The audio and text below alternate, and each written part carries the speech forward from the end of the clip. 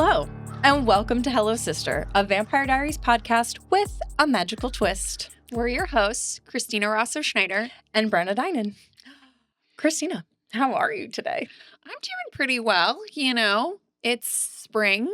It's hopefully getting warmer. Yeah. It's been a very cold, very long winter. And I'm really excited about today's episode in particular because it's a fun one. Yeah. And we get one of my favorite characters for the first time on screen. So I'm very, very excited about that. Yes. How are you? I'm good. We're recording this on a Sunday, and it's been, when we do Sunday recordings, it's always nice because we get to just pal around a little bit before we record. Whole day. It's so nice. Sunday fun day. Yeah, Sunday fun day. So I always look forward to days when we record on Sundays just for the hangs, but also because it's just fun to be doing this and just kind of plotting ahead on everything that we're doing. But also this episode is a fun one, and I can't wait to dive in and talk about it. So I'm trying to think. Let's think. Is there anything that we want to talk about at the top here?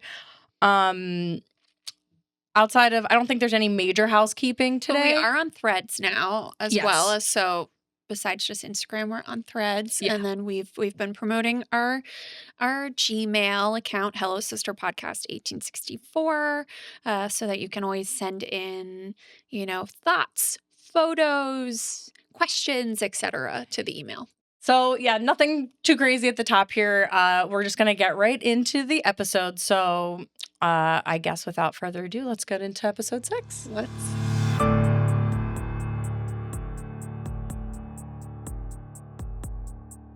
All right, let's dive into episode 6 called Lost Girls. We have a lot of thoughts about the title, which we will get to later in the episode. What's really interesting about episode 6 is it kind of takes us back to our group of directors and writers from the pilot. So we've got the episode directed by Marco Siega, and it's written by the showrunners, Julie Plec and Kevin Williamson. And this episode aired on October 15th, 2009.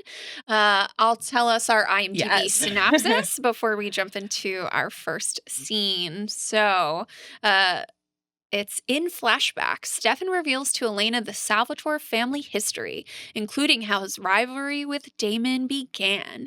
In the present, Damon impulsively takes control of Vicki's future. I actually think this is one of the more decent synopses without giving away too much. So I do think it's pretty valid. Oh, for sure. Yeah. I think it does encapsulate what happens in the episode. So it makes sense, and can't wait to talk about it more. Take us into our first scene, Brett? Yeah, first scene 1. Please call me Katherine. We are at the Gilbert residence and the Salvatore residence, and we open to Elena writing in her diary, and we see some familiar lines of Elena's full realization at the end of last episode, but it's condensed, which ends with her getting into the car heading over to Stefan's.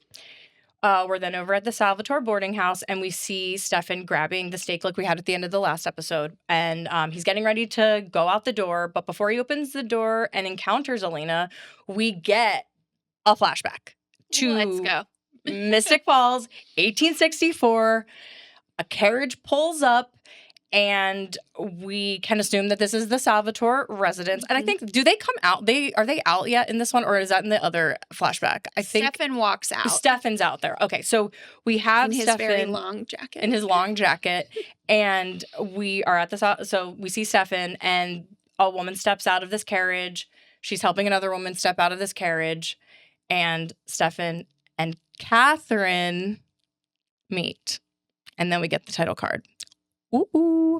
Okay, so I think this opening is interesting. Like, it's just very interesting with the way that we're moving through these episodes now. I think they're definitely taking liberties in how they're getting us into each episode with spilling from the previous episodes goings on. This one obviously was coming off of, we start here in an episode that had a pretty big reveal, even though technically the reveal is in, the confirmation is in this episode, but it's last episode was big for Elena to be putting this together. So I kind of like that idea of putting us back in that sort of chaotic space of her realization to then get us to this point.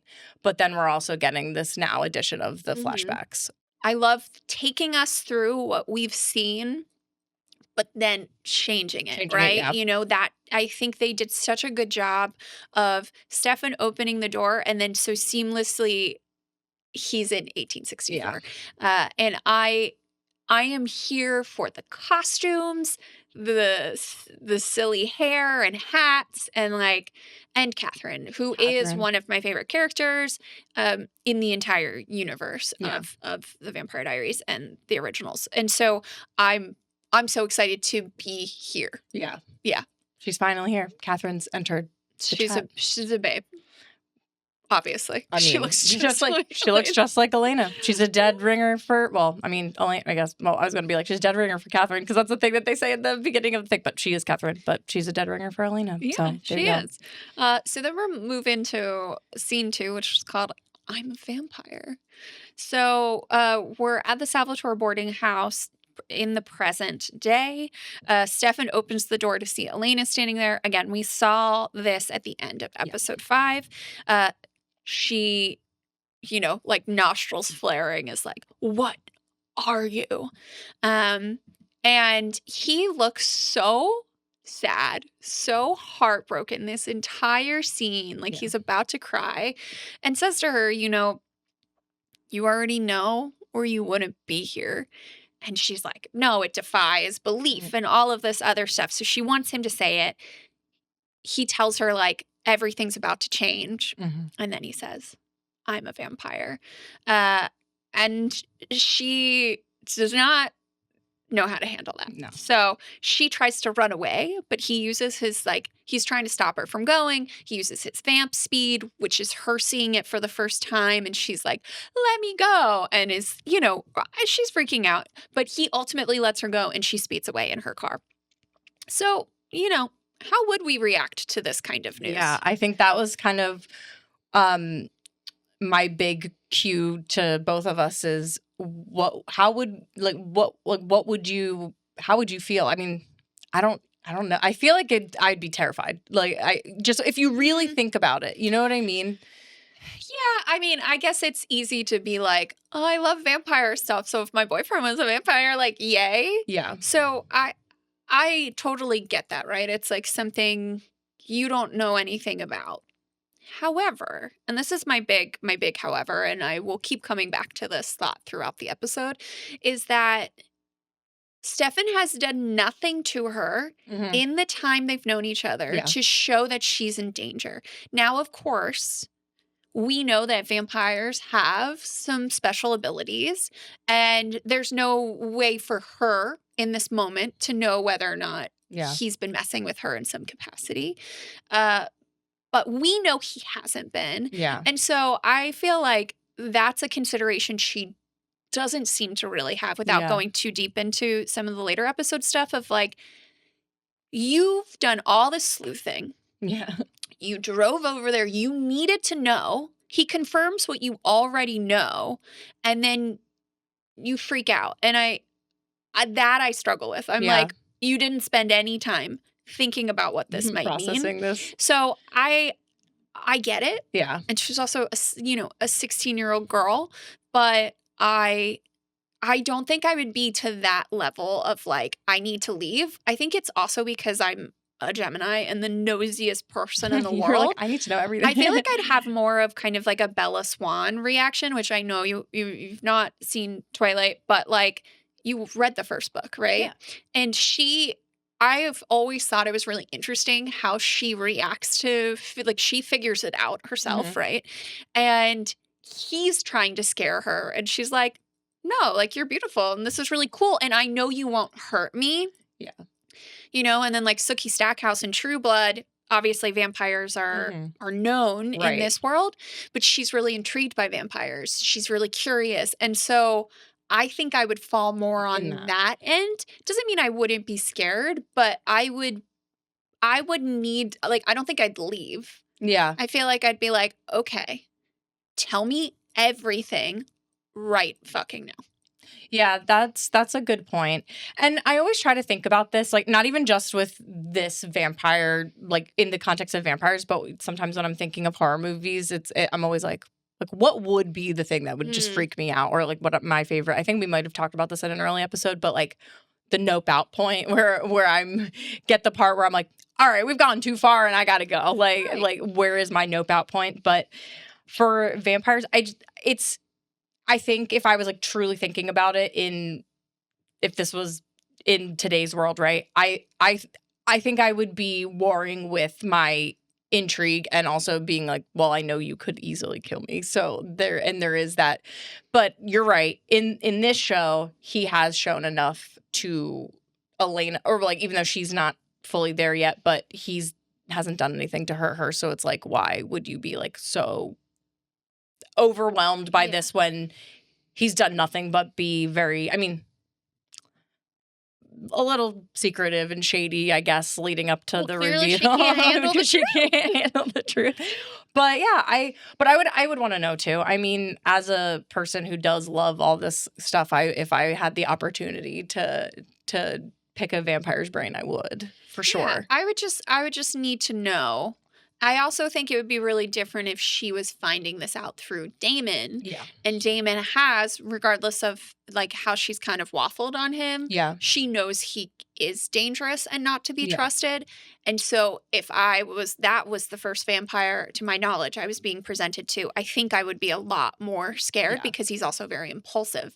But Stefan doesn't seem to be. No, Damon's way more horror coded than Stefan. Like, Stefan's just there, so he would definitely be the easier person to talk about. But hey, she does eventually get to talk to him. So in our next scene 3, we have the truth scares. Sure does. And we are at the Gilbert house.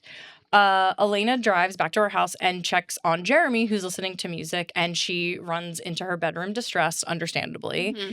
A lot of hair. A lot.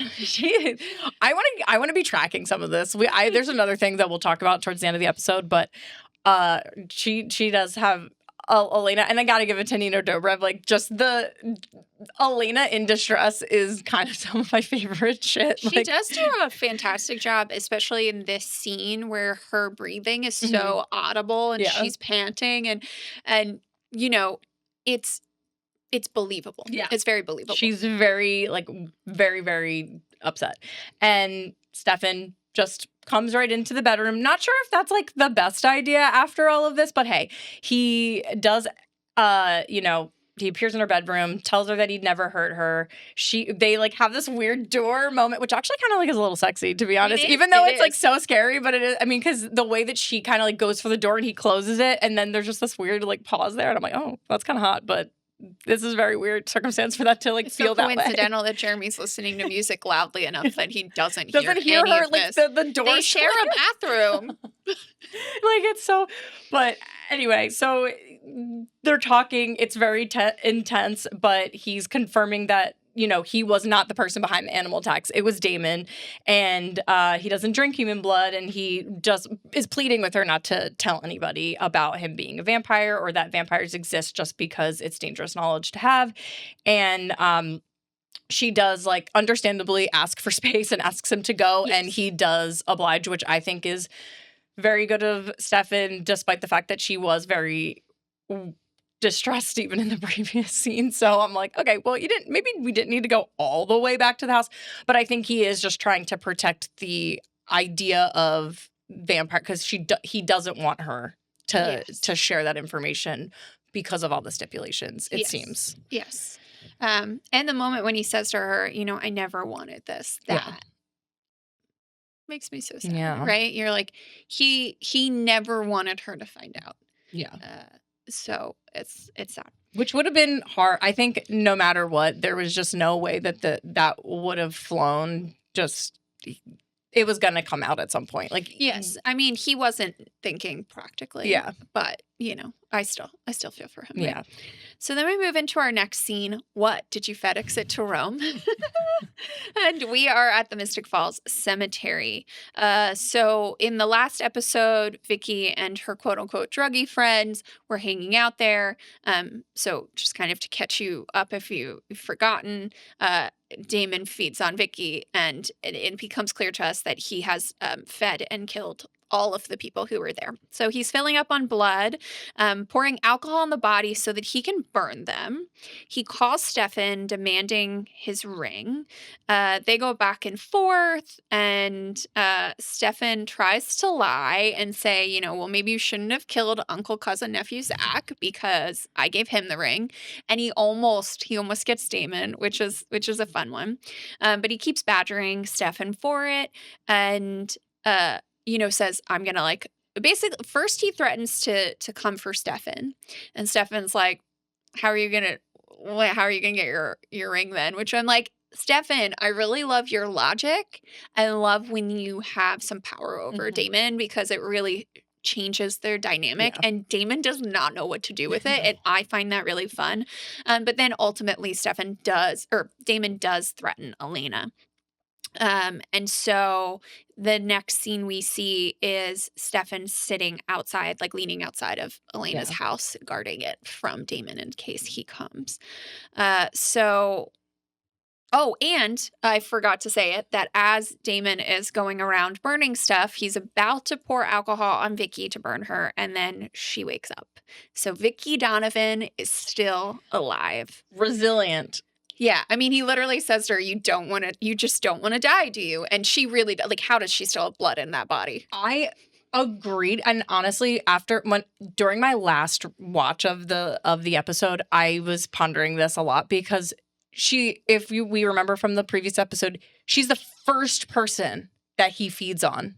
Well, I guess maybe uncle, cousin, nephew Zach is the first person that he maybe. No, he doesn't. No, because he breaks his neck, and so he does not feed on anybody until Vicki maybe. I think we see the mutilated crow, so I wonder if he feeds on that, just to get some juice to get over to the cemetery. Maybe that there's a chance that that's true, and but yeah, you would think that Vicki would be the most drained if she would have immediately died, right? Because she was the first person that he fed on, but maybe he was just so dazed and out of it that he just kind of ate what he could, but then saw the other people and just went for everyone else. Maybe, I don't know, headcanon stuff, but it definitely is intriguing to me with that choice. But hey, our girl's still here with us, and that's what's most important. Yes. Yeah, she's still with us. I mean, this episode it's really like a Vicki episode. A lot of it is. So one thing I just have to say about this scene is, I mean, we've already talked about a lot of things, but it's really valiant, and this is something you initially pointed out in your notes, that Stefan is willing to do this for Elena. And you have to think, too, not only does he care about her, obviously, and he wants to protect her from Damon, who's been invited in, but also he knows Damon's been feeding. Yeah. So he is physically no match for his brother. So if Damon, it's the kind of you'd fight, but ultimately Damon could kill you and still kill Elena if he wanted to. And that to me is true, courage, right? And bravery. So I feel we just have to say that.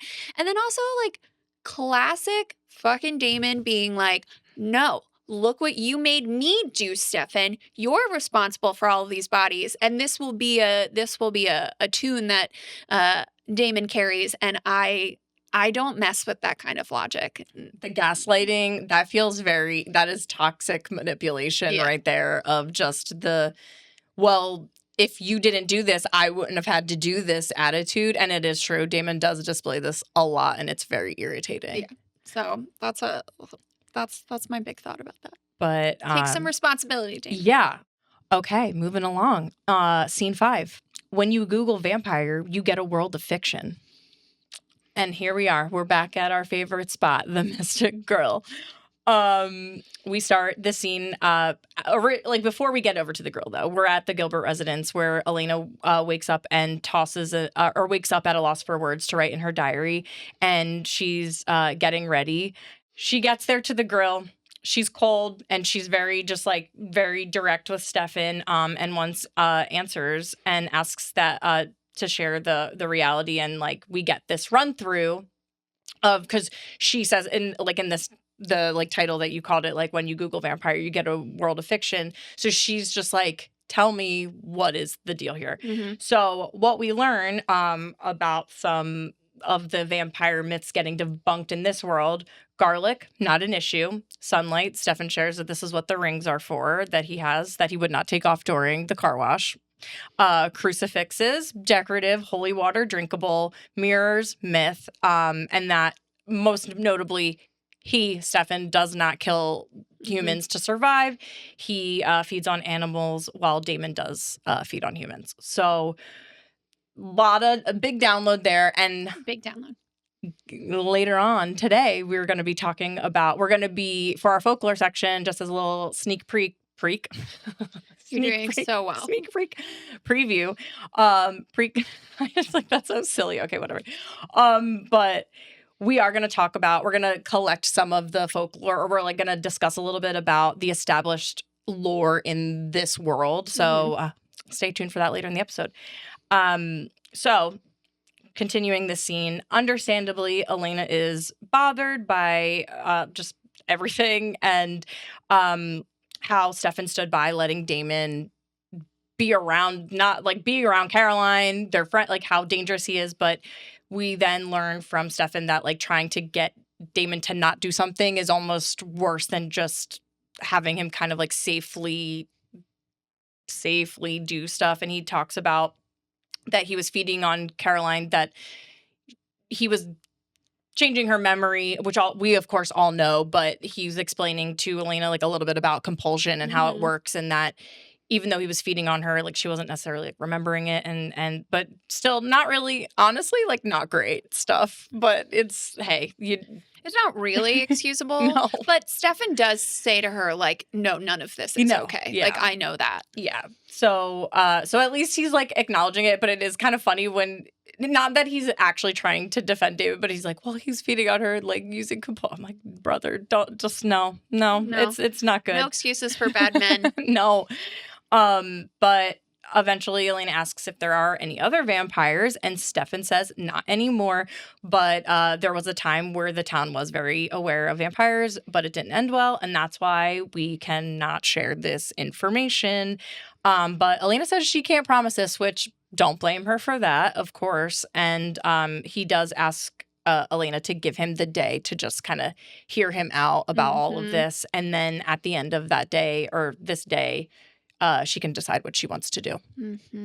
There was something that you pointed out in this scene in terms of color. So would you like to tell us a little more about that? So when they sit down, and I love that I'm the colorblind person who was I know. like, I was like, hey, I was like, look at you go. But they're very, I'm not going to pretend to know what shades they are, but to me, it's very clear Elena's wearing a red shirt and Stefan is wearing a blue shirt. And I just thought, for a scene that is like very simple in terms of our setting and everything, they are the focal point. It's their back and forth conversation, that these colors were not chosen by accident. And I actually wore blue today in honor of my boy Steph. And look, and you ended up wearing red. Yeah, I love it. So just if you're not familiar with color associations, red is, well, first off, the color of blood, which I think makes, she is basically a human blood bag. It's just true in this world, right?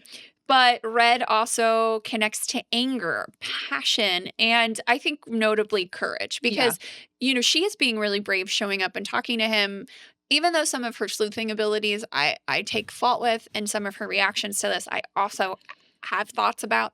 And I have more thoughts as we get deeper in the episode, but still she's just a girl, right? Yeah. And this is a big thing for her to be facing. And, notably Bonnie and Caroline are absent in this episode among other characters like Jenna. And so she hasn't told anyone so Yeah. far. And so that's a lot for her to face. So I Mhm. think it took her a lot of courage to show up. And then Stefan is wearing like this paler blue, and blue is a color of serenity, of calm. It's also a color of trust and dependability. Mm. And so we know, right, as the audience, that we can trust Stefan because he's the first character we meet, Yeah. right? And we know he's honest with us through his diaries, etc. And so we know that he is as truthful as he can be. Yeah. We don't love some of the gaslighting and stuff that has happened. He should have had a better plan, but we know that in general, he is an honest and like honorable person. Yeah. And he is dependable. And so I feel like it's both reinforcing that for us as the audience, but also is trying to reinforce to the character of Elena looking at Stefan of like, hey, you can trust me. Like, Yeah. I'm still the same person you've been falling in love with. Yeah. So I just thought that was really interesting. And so I wanted to bring that up. And I really love that you did bring that up because color, and maybe that's something we can continue to track through the series, is just how color is used in certain ways, because I think whether it's intentional or unintentional, but I do feel like, of course, artists in their craft, especially when like making TV shows, like there are those intentional choices being made, even if maybe like a passive viewer isn't necessarily clocking it. But I think that it'd be cool to keep an eye on it as we go. Yeah. But there is one more thing that you did call out, which I am crying over because it's so funny, because it's so true, and I don't know the answer to this, but would you like to tell I have no idea what day it is. I had no idea what day it was. Last episode, the episode before that, I continue to have no concept of time. Clearly, school is not in session, but also half of our cast of characters are missing in this episode. So I'm like, truly, but also like no one's seemingly at work or school. Yeah, but okay. Also no one's around. Because we were trying to do some time math, and we won't get too stuck on this because we do have a lot to get through today. But we were litigating when the car wash was. Yeah, and I mean, I would imagine that this, because she's doing her like reeling at the beginning of this episode, which is the end of the last episode. Yes. So we've got to be within a certain amount of hours, right? Like of the car wash, because like. But we also weren't really sure. So was the car wash on Saturday and this is Sunday? But then that we still have questions about the founders party. We still don't know. We don't know, and I don't know if the show does either. I don't think they do either. So then we move into our next scene, cemetery crime scene. We are at the cemetery, as you can imagine. So we see Sheriff Forbes, Caroline's mom, again, and she's there with Logan Scumfell, and they're checking like all of the bodies that Damon left behind. They deduce correctly that it was a vampire who did this, and that the bodies were burned to try to cover their tracks. And Logan asks Sheriff Forbes what story he should run, and she suggests a drug deal gone bad, and it's like, well, it's not too far off. And then he tells her he got the Gilbert watch, which we saw him really quickly find during his date at the house with Jenna when he had to eat leftovers, maybe made by Stefan. I love that. I really believe so. The chicken parmesan. But then they're interrupted by another cop that shows the pair Vicki's wallet. And so they know that Vicki was there, but they don't know if her body is one of the bodies. And we learn that Caroline's mom went to high school with Vicki's mom. And so she just hopes that Vicki's not one of the bodies. So my big thought with this is that I do struggle to suspend disbelief that someone like Logan is not familiar with the Donovans. Yeah. Right? Like he grew up in this town, and we know from his conversations with Jenna that he did leave town for a while, but he's back. He's seemingly the only reporter. The town is the size of my finger. And so him being like, oh yeah, do you know her? Of course. And even so that like continued question. Also, he's on the council. Yes. Shouldn't this council know everyone in town? I just think and like they were both at the founders party. We don't see her, but she probably was around the car wash in some capacity, Yeah. right? I mean, I know she and Jeremy are like going to the cemetery, but I just feel like there's no way. She also is one of the only person we've seen who works at the grill. Yeah, that is true. And Logan, we have seen there. That's true. So like, and let's be honest. He was reporting on teenage girls in bikinis. You're going to tell me he's not clocking this teenage girl who works at the grill who probably gave him his chicken Caesar salad. You think that's what his Mystic Grill order was a chicken Caesar salad? I could see it. Yeah. Or like, or maybe like some kind of wrap. Like, okay. But I don't think he's adventurous with his food. No, definitely not. Like, and maybe he's a breaded chicken Caesar. Also, for some reason, it seems like to me that like any kind of like hot sauce would be too hot for him. You know what I mean? Like he gives that vibe. There can't be anchovies or eggs, which I don't want either of those in my Caesar either. But you know. All right. Well, wait. I'm trying to think if there's anything else with that. I agree. Like, I do think that these people should probably know each other. Like, maybe not like Vicki, but given the fact that Vicki works at the grill, and because they are both looking at her ID, right? So, like, he probably would be like, "Hey, his whole job is to like know the people and talk to the people." Aren't you an investigative He's not. Shouldn't you have like good face recognition? Yeah. I don't know. We'll be keeping an eye out with this guy. But anyway, on to our next scene. I don't do bored or impatient. We are at the Salvatore boarding house, and Damon, here we go again, calls Stefan again to see where his ring is, and we see that he brought a passed out Vicki home to the house, which is just okay. After discovering she was still alive in the cemetery. She's definitely a little worse for wear, but that's boring for Damon, so he decides to bite his little and give her some blood to expedite what we can. We find out literally in like the next scene or two, but it's healing her to be able to be a little bit more lively. So interesting all around. So this is the first time we see that happen where Damon's openly biting his wrist to feed it to Vicki to heal her. I think we kind of were talking about this in earlier episodes about like we think that if he was feeding on, not if he was feeding on Caroline, that Caroline was probably also getting some blood from Damon to heal to make it not as pronounced. Yeah, or maybe even also in the one at the founders party, maybe from Stefan, because she doesn't seem to be still being bleeding when Elena finds her. No, she seems like actually pretty healed, so I bet Stefan gave her blood. Yeah, and but I think we don't see that. No, we don't, but I think I don't know how deep we got into it in that episode. I think we were trying to conceal it just a little bit because we wanted to save it to talk about it more deeply when we see it more, but yeah, we can kind of assume that was probably what happened. Yeah, I think so.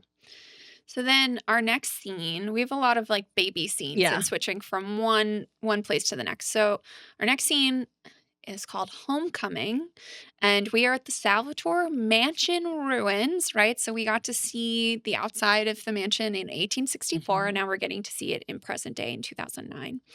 So Stefan takes Elena to some ruins, and he shares that this was his home, and this is where he and Damon were both born. She says it looks so old. And he goes, because it is. And then she asks, wait, how long have you been a vampire? And this would have been one of my first questions. I just don't. Like when they confronted each other, or when she confronted him earlier. And she was like, tell me everything about vampires. I would have been like, how long have you been a vampire? How'd you become a vampire? There are some questions that, as a person who actually has some background in journalism. Yeah. And common sense. Background in journalism and common sense. I would have asked those off the bat. So she asks, and he says he has been 17 years old since 1864. Right. So he's we did the math. I think he's like 163 or something like that. So he's really not holding anything back now. And he says that the ruins that they're in, the Salvatore mansion was built half a century before the boarding house that we've become familiar with. And he says that the Salvatore brothers were best friends back in the day. So yeah, my biggest thought is just like, that feels like question number one. Yeah. Besides, like, are you going to eat me? Which he tells you immediately he's not going to. How long have you been a vampire?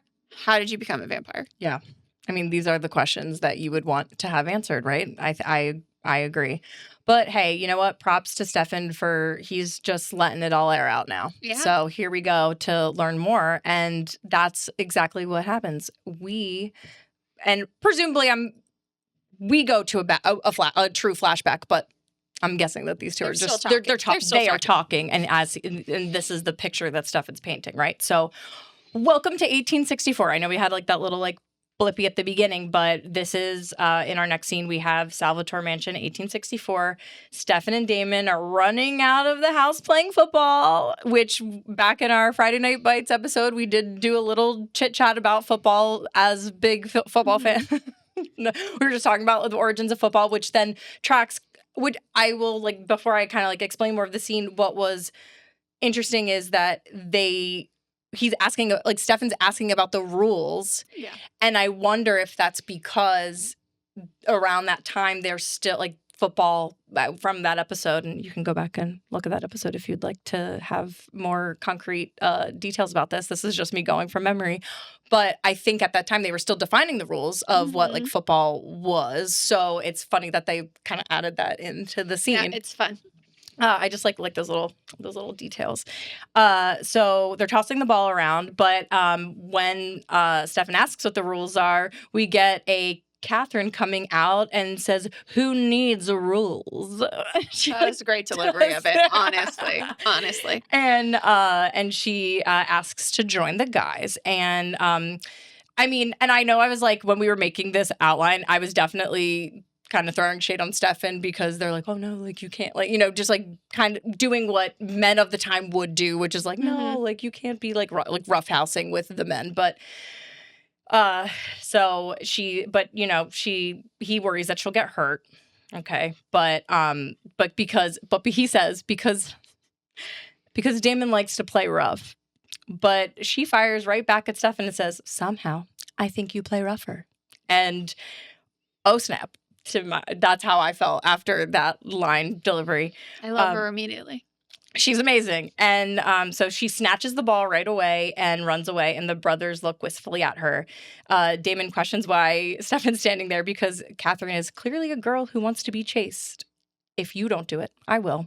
And runs after her, followed by Stefan. So this already is just like, even though this is an episode of like very short scenes that actually kind of do a lot.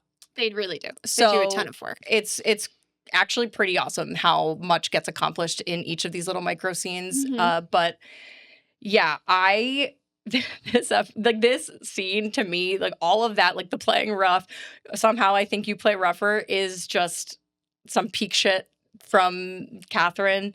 And my first thought was there's just a lot of sex euphemisms here. She is just coming right out swinging, and the Salvatore boys are thirsty. And they sure are. And she's really like, you can just, even though we've barely spent time with her, like just Katherine proper, but like she is already stirring the pot between these two. Yes. Like immediately. Absolutely. And we see Katherine's personality a little bit, and you can see the wedge that's forming between, like you can see this not potential, we know it's a wedge, but like we see it already just going on. And Stefan's a little slow to the uptake, I think. He's a little slow to the uptake, absolutely. It's cute. But he's 17. Yeah. He's 17 in 1864. Yeah, that's true. Has he dated anyone? Probably not. So how many people even live in town in 1864? No, Is right. it just the founding families? It could be. So Damon, we know from being in the army, like he has seen more of, he references learning football in Atlanta. Like he's seen more of the world. He's met more people. He's older. He's probably been with women before. Yeah. So Stefan just is this innocent little baby. So I think it's cute. I love her outfit too. Yeah. I have to say the like off the shoulder lace, the bows, the hats. It's everything. And then Damon's freaking hat. bowler hat. I love it. The clothing, the suspenders, but her fits are really great. And she seems to wear a lot of, correct me if I'm wrong, but I think it's purple. Yeah, it's I think like both of her dresses are like purplish. Yeah, they're like pale. They kind of even look like a periwinkle, maybe. Yeah. Could be. But yeah, it is, which is, I mean, purple is like a power color too. Yeah. So I like mean, royalty, luxury, spirituality, but also mystery. So I feel like it's really that. I was just looking it up to double check, but I feel like she's wearing, to my eyes, it looks like she's wearing purple. Yeah. But they are lighter colors, so it's a pretty me. pale, like it's a pretty pale, like purple-y, like even almost bordering on gray, kind of. But I think it has like that periwinkle hue. But also, they really are doing work here too. I mean, Stefan actually looks like real good in his little like 1864 garb. Like he's looking hot. Damon does look like a fucking noodle. Like with the hat. It's cute though. It is cute. It makes him look more innocent, which is interesting because even in this moment, he doesn't come across as innocent. But with that hat, it just looks just like a little boy. Yeah, and I think they definitely are doing that work to show us that they weren't their divergence now in present day is a lot bigger than obviously from when they were, at this time in the past. So that's an interesting thing to kind of see. And wait, that's so funny because I didn't even look at the notes and I said exactly the same thing that I wrote. I love when I do that. LOL. But yeah, so on to our next scene. So our next scene, we go back to the Salvatore Mansion ruins. So we're kind of playing like ping pong. We're going from one to the next, right? And this scene we're calling She Wasn't Just Any Girl. So we're in the present day. Elena's putting together that Damon was trying to make all of the Katherine stuff seem recent. She was like, wait, you knew Katherine in 1864? And Stefan was like, yeah, he saw we were getting close. He saw we were happy. He wanted to get in between that. And so Elena does the math and realizes it's that, been 145 years, right? And she says, all because you loved the same girl 145 years ago. And Stefan replies, she just wasn't any girl. I just... it's just what a line. She's not like other girls. It's just I don't know why, because that just cracks me. I don't know.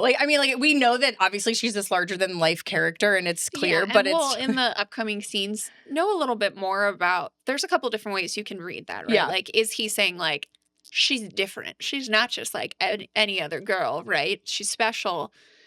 Or is it something deeper, which we know, well, if you watch the episode or if you're watching the episode as you're listening to this, there is something else going on there, but yeah, it is a funny line. Yeah. And also I do like Elena kind of throwing a little shade over the fact that all because you loved the same girl 145 years ago, because that is something that I love in vampire stories, just these century-old grudges and feuds. It's holy crap.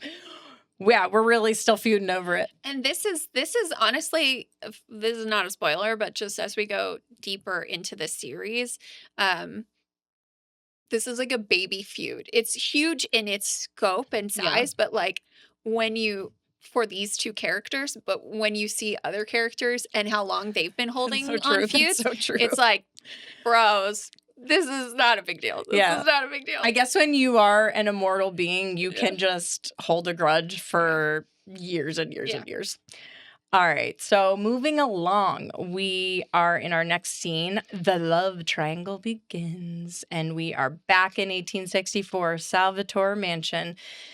Stefan chases Katherine around the garden. Honestly, beautiful garden work over here. It's very beautiful. She reaches a statue and says, "Ha, I win. What's my prize?" And I'm loving every time you act her lines. They're so well done. And Damon answers, surprising them. And we learn that he's just come home from the army and he was having way too much fun to return to battle. I love that line. I'm sure like there will be times where we like talk more about the history. We don't go like too deep in this episode today about like historical stuff, but it is, we've brought this up in earlier episodes that because they are in the South, like Damon is in the Confederate army, but it is funny that he does not give a fuck about being. But also Virginia joins the Confederacy like later. Right, later, yeah. Like I think it's around, like I think we'll have to call Mr. Tanner from Beyond to seance. We'll have to do a seance to get Mr. Tanner. Or just call Stefan. He's better with dates. Yeah, he is better with dates, but the lack of commitment to the Confederacy is I'm okay with. Chef's kiss, we love it, and it's just. So we do see in the background of this episode, actually both in present and the past, many Black characters, like side characters. Yeah. And so I am curious if they were slaves or if they were people just of free color. people. Yeah, I was wondering the same, and they don't really do. They don't give us a lot of context in the show for that, but they do make it, I guess, period accurate in that way of just. But yeah, I guess. Well, I mean. Do we? I will keep exploring it and talking about it as we go on. But they are, putting that out there for us to see. Katherine responds to Damon saying that it's great for her in particular because now she'll have both Salvatore brothers to entertain her, and she mentions needing an escort to the Founders Ball, and both brothers are. So I love like the way that they're just like and just like doing little like just bowing to her, and then Katherine is just obviously eating all of this up, and then she goes, "However will I choose?" And she's just really laughing eating her cake and getting her cake and eating because she clearly loves Stefan, but she's loving this additional attention from Damon. So. Katherine, my first thing after seeing this was just going right back to that scene of Damon and Elena in Elena's kitchen where he says her being kind of selfish, right? And it's just immediately because she's just taking the energy that both of them are giving. Siphoning. That's a good word for her. Yeah, just really loving it and letting that be. That's she's into it. But that is that selfishness that I think that Damon was speaking to. But I love a commanding queen. I do. So I love it. Hey. So then we move to the next scene. He doesn't get mad. He just gets even. We are back in the present day at the Salvatore Mansion ruins. And Stefan tells Elena that Katherine chose him to escort her to the very first Founders Ball. And Elena remembers the registry that she saw with Damon and Stefan Salvatore on it. And we saw that, right, ourselves. Stefan admits at the time, because he is very honest with Elena that, he doesn't totally know who had her first, etc. Right. But he does say that he didn't care if being with her hurt his brother because he wanted her so badly. Which really he's not holding anything back. That's not a good light to be in, right? When it's your brother and he's your best friend. Yeah. Right. And Elena comments on how she was like, oh, so Damon got upset. And Stefan says, no, he got even. And I know you had a little note here. And the first thing I thought of was just that when he says he doesn't get mad, he just gets even, is just reminded me of Taylor Swift's song Vigilante Shit, because that is a line in the song which is don't get mad, don't I'm not going to sing the song, but it's a line. If you know, you know. But it was just immediately my brain, and I was like, Damon really is a Swiftie. That he said he was. He said he could keep up with it. But anyway, on to our next scene. That blood was so good.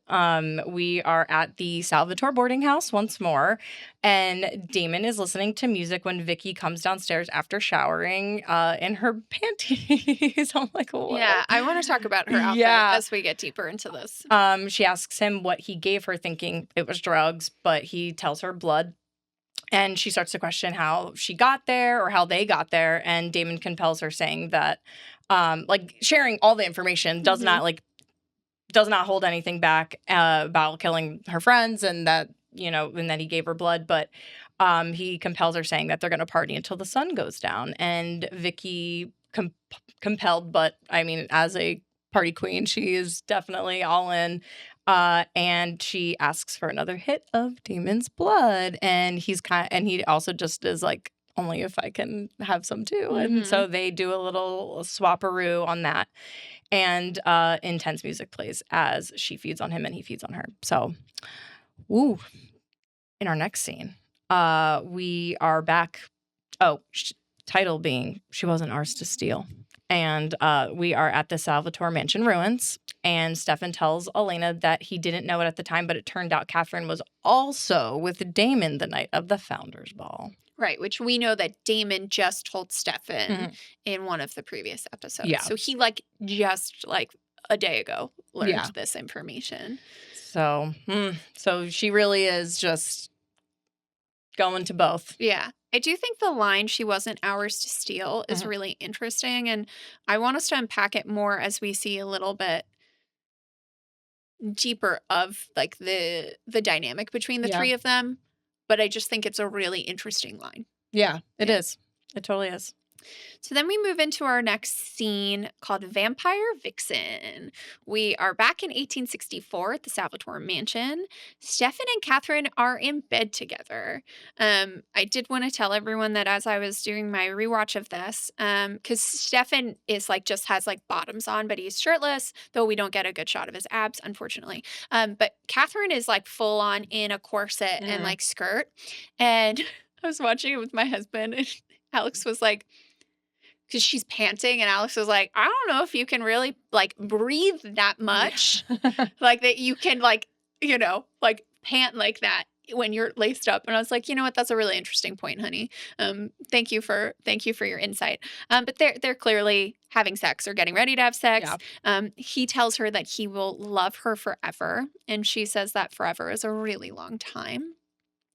And then we start to see something interesting. She goes full vamp face and she feeds on him. So Katherine is a vampire. A vampire. Which is something we didn't know. We did not know. So wild, right? So then we come to the next morning. It's very a la Caroline waking up and in her bedroom she's next to Damon and she notices all the blood on the pillow. It really makes me think of that, right? Yeah. Stefan waking up, he's scared. Katherine is being laced into her corset.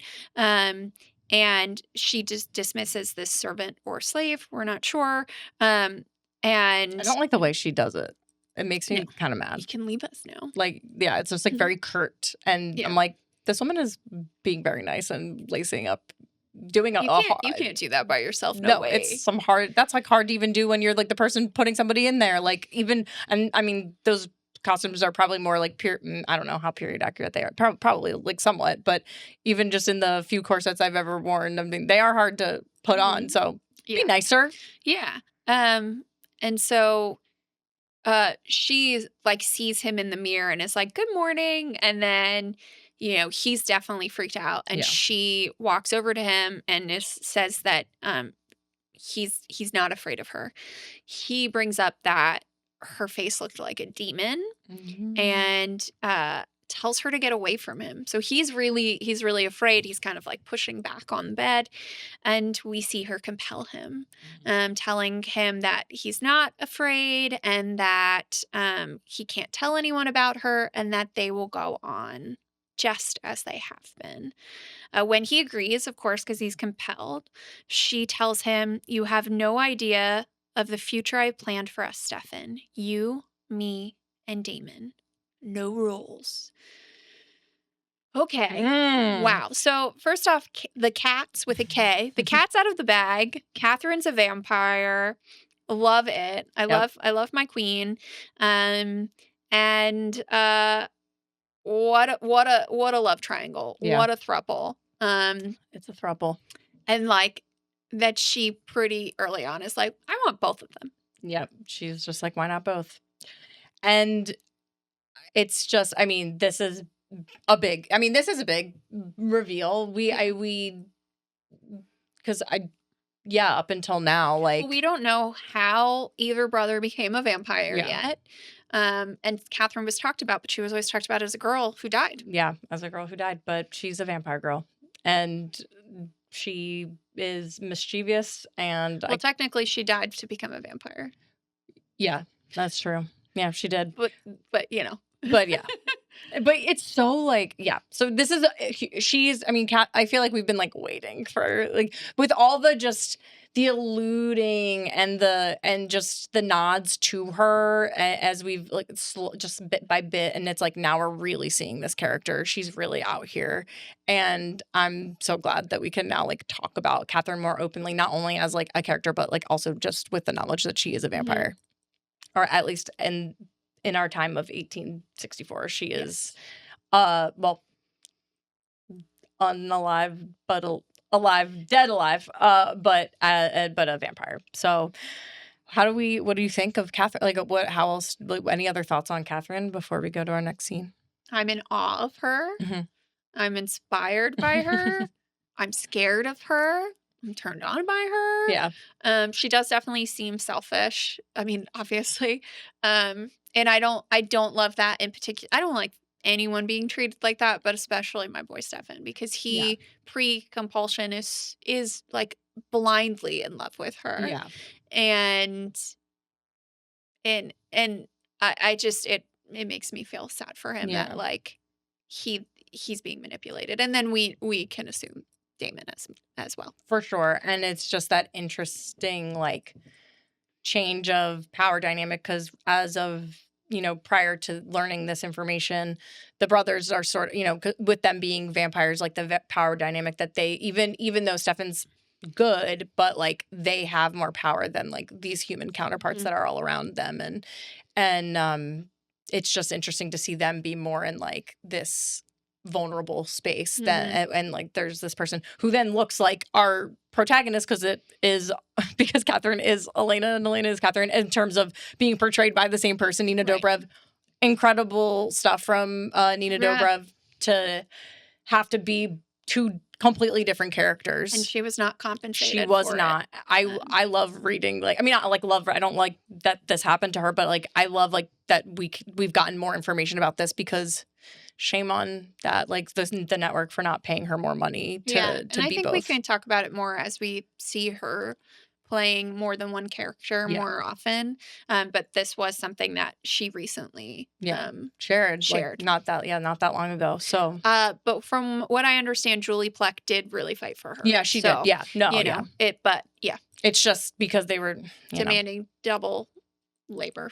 Double, and just without her contract saying that. Yeah, and like, not that I'm an accomplished actor by any stretch, but like in terms of what it takes to like do that kind of like, and in my very limited knowledge of acting, like that's a lot to have to do, like to be two completely different people. And she does it. They always feel very different. And I think even from these small glimpses of Katherine in 1864, we know that when both of the brothers have said like she's nothing like Elena, it's true. Yeah, very true. Very true.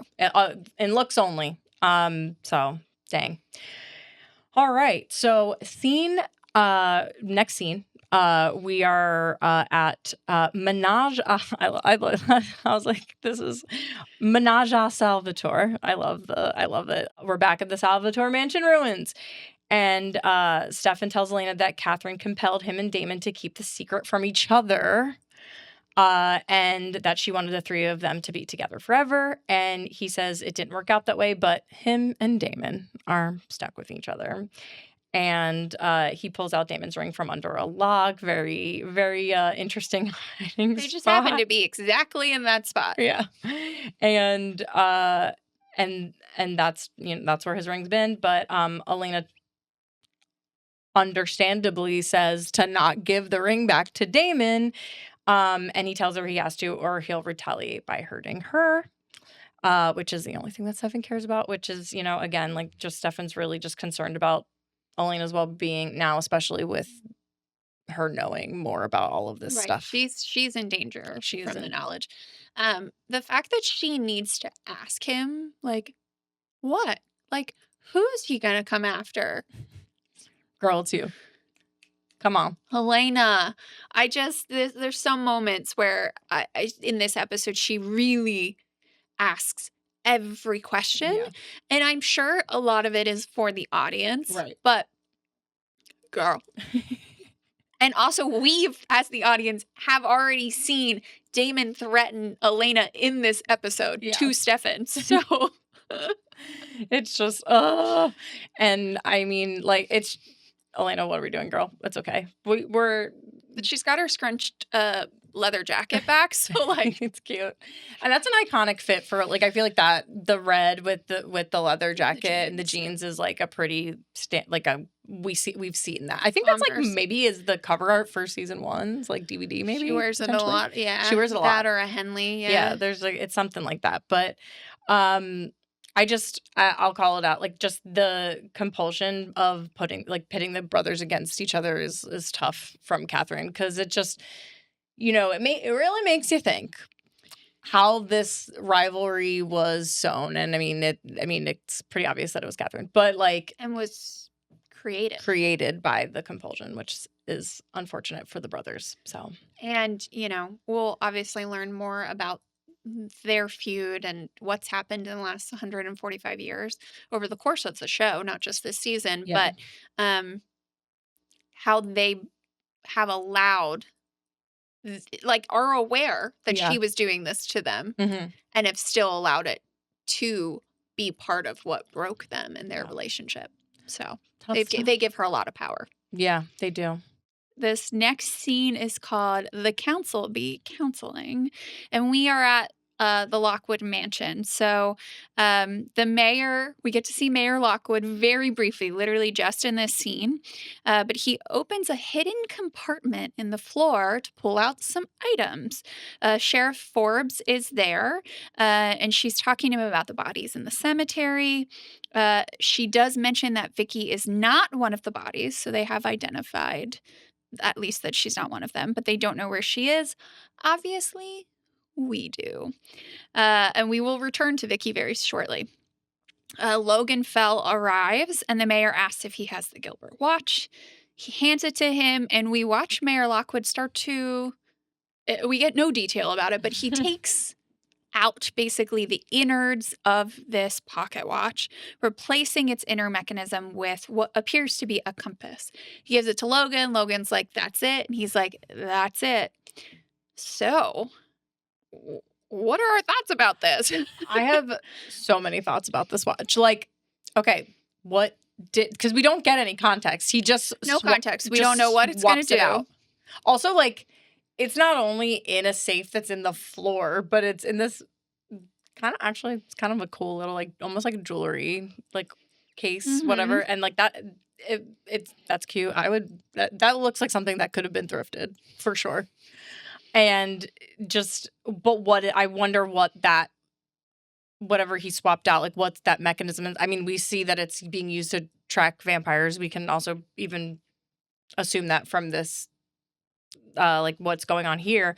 But it's just so, I'm like, how does that work? What is the function of this? I don't know. Like, do you have any theory? I have so many questions. Maybe we'll talk a little bit more about it later. But, like, yeah, it's just, so clearly they switched out with something that has some kind of, I have to imagine it has to be some sort of magical property of some sort if it's able to track something that's supernatural. Tech questions. Yeah. Well, we'll be investigating further. Yeah, so let's move into the next scene, which is a fun one. So here we go. All right, so I just before we get into it, when we divvy up the scenes, kind of just try to get it back and forth so that it's not just one of us talking, outlining the scene. And when I saw, because Christina usually is the one that kind of finesses that towards the end, and the fact that this ended up being the one that I am talking about, I was like, oh my gosh, and it just, and you'll understand why.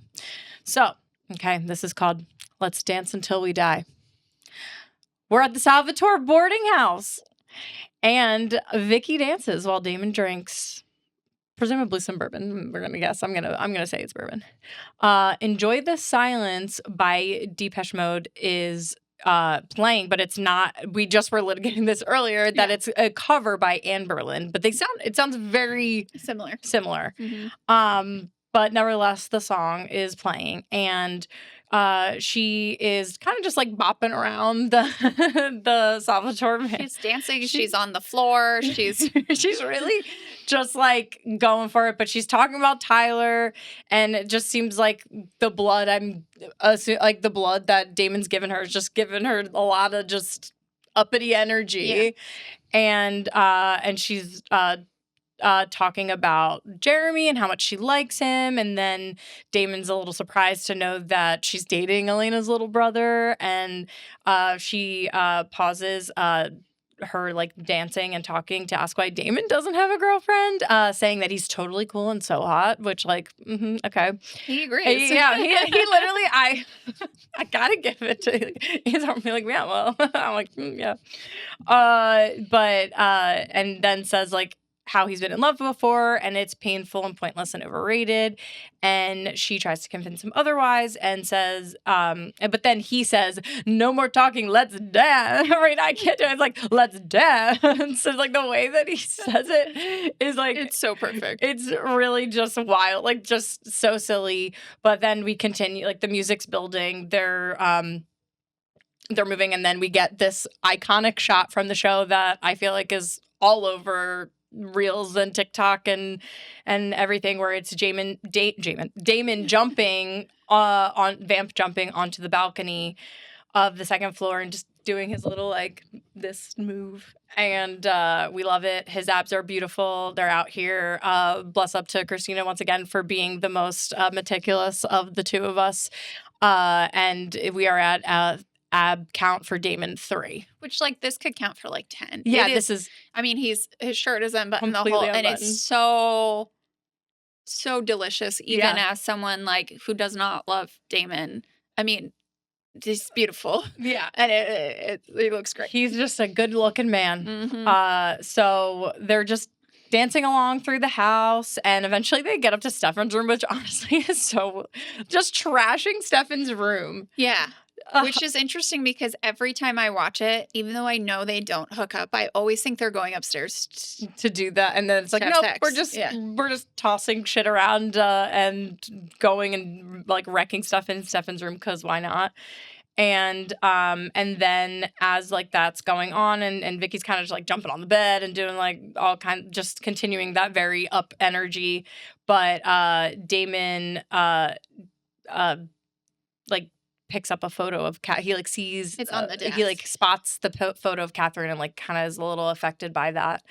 And I will say, before we get to like the little like latter part of the scene, one thing that I noticed, and we were talking about this in my most recent watch through like before recording today, I was laughing at how it's just those little details that you love where Damon is like there is sun coming into the house at different points and he's like bopping around it, but then there is in the room when they're in Stefan's room, I think like right before he grabs the photo or something, but it like catches his hand and it just says in the, because I usually watch with the subtitles on, it just says sizzles. And I'm like, I love it. The sun sizzles. The sun, it sizzles him.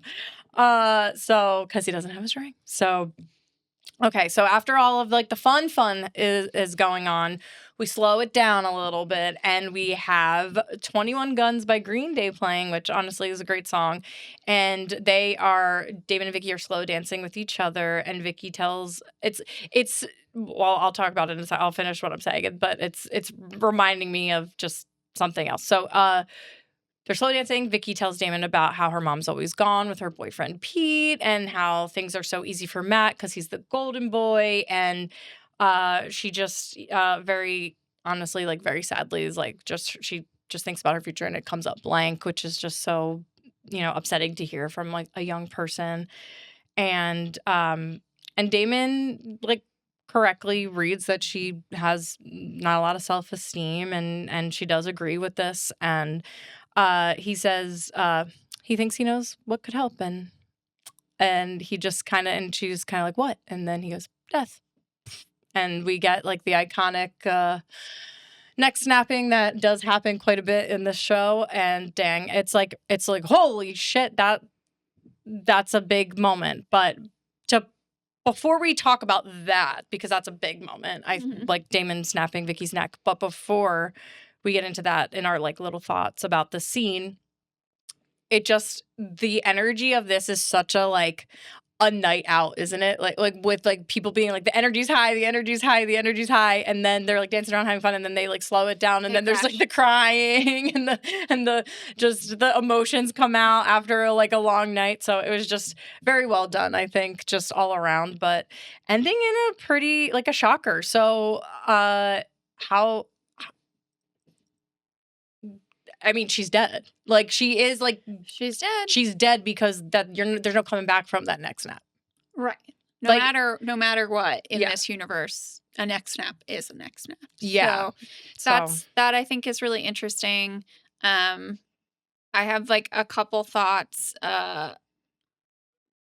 One is that I didn't think of this until you were starting to talk through the scene, but like the idea of them dancing, and like I named it "Let's Dance Until We Die" because I knew I know he snaps her neck. But it's giving me and I know you did not grow up watching this movie, but I grew up watching Hocus Pocus, and when Winifred at the dance where all of the parents are is like, dance until you die. Like, that was a terrible impression of it, but you know, it made me think of that, and it's like the same kind of thing. I also think it's so interesting. I mean, the acting is so phenomenal. Yeah. That's happening here, right, with Ian Somerhalder and then Kaylee Ewell. And like like I said earlier, I feel like this episode is like the Vicki episode, and she's doing a lot of work, and she's doing a really great job. And I think it's interesting how we've talked about this a little bit before, like Damon's emotional intelligence, right? Earlier this episode. But it's really like he can be so brutally honest with like, your life is so pathetic, but then he is also like allowing her the space to, like, they're having a heart to heart. Now, he's not really sharing much with her. But like, I think that's really interesting. And then I have to bring up the fact that she's in like a tank top and underwear. I just think it's an odd choice. Because we know she has clothes. Yeah. There's also got to be ladies' clothes somewhere in this gigantic boarding house. Yeah, someone's had to have left some clothing. Damon's V-neck and sweatpants. You know, he is like shirt unbuttoned. Obviously, we're seeing his beautiful abs, but like he's wearing pants. Like, he's more dressed than she is. Yeah. And she's dancing around so much. And like, she's wearing underwear that's like about as modest as you could be. But like, you're still seeing a lot of tushy. Yeah.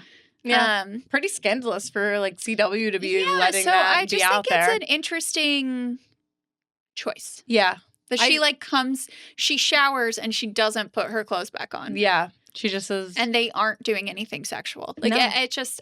That's because I don't think it doesn't seem like they really are. They really are just partying. Like, I don't think there's anything. Which I think is interesting. The most tender thing that happens is them slow dancing, I feel like. I mean, other than them, like, having each other's blood, I guess. But it's just. The physical intimacy does not really go beyond any of that. Right. So, or from what we see in the episode. So, like, it's just. So, yeah, why are we having her just, like, bop around? I mean, hey, maybe it's a functional thing. She was wearing, jeans maybe? And, like, maybe it just was easier for her to, like, jump around. I mean, not that I like that excuse, but, like, maybe it was easier for her to... Because she is, like, really jumping around, and maybe that was, like, hard in jeans if they were taking those takes a lot because... Yeah. But I don't know. But either way. But she makes the whole comment of, like, she knew Tyler only ever saw her as a piece of ass, and then, like, we are seeing her ass. Yeah. So I have a question about that. I think it's a fantastic scene, and I think those two actors are doing so much work, and it's such an interesting pairing. And it feels very like partying, the highs and then the lows. And it's very iconic, but it is this weird choice. And also, like, she's rolling around on the carpet. She probably has like rug burn. I know. Oh my on her butt. I know. It's like she really is just going all over the place. But yeah, like going back to the Damon emotional intelligence thing, it's just it continues to fascinate me, like in those moments where he is allowing space for her to like talk and cry about these things, and he is listening to her, and it's just, and I know he's, in one way you could say he's killing time until it's dark so that he can actually leave the house and go out, but he does listen, and he's like hearing, and I think he does to some degree feel like a little bit bad for her. I mean, I know he kills her, but, and we'll talk about that more in the subsequent scene, like after this, but it's just, it's an interesting thing to clock with Damon. I feel like we're gonna keep seeing the way that he is emotionally intelligent, but then like the way he just doesn't really use it for good. Yeah.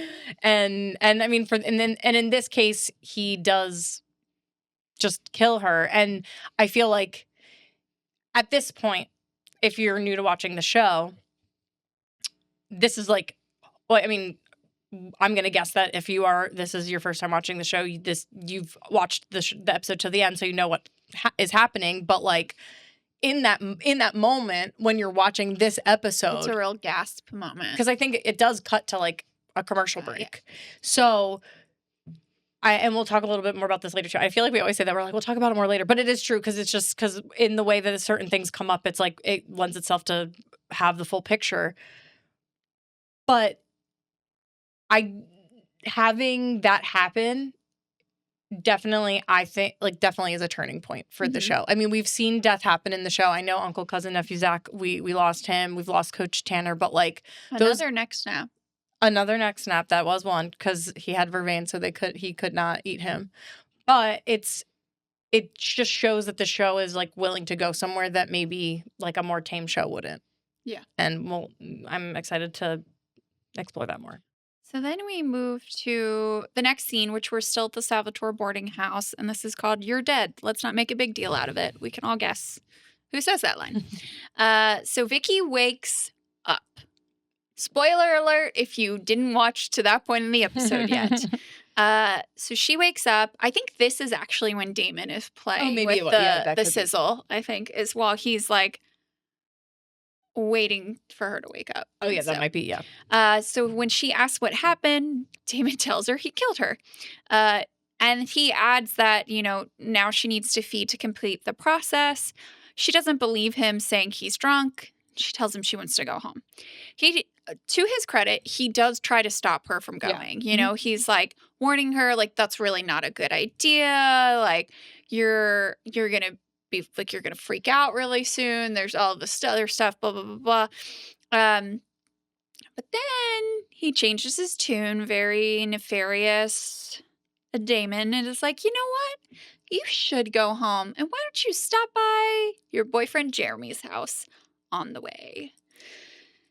Wow. Okay, well, our first vampire transition. Can't wait to see where this goes. Cannot wait.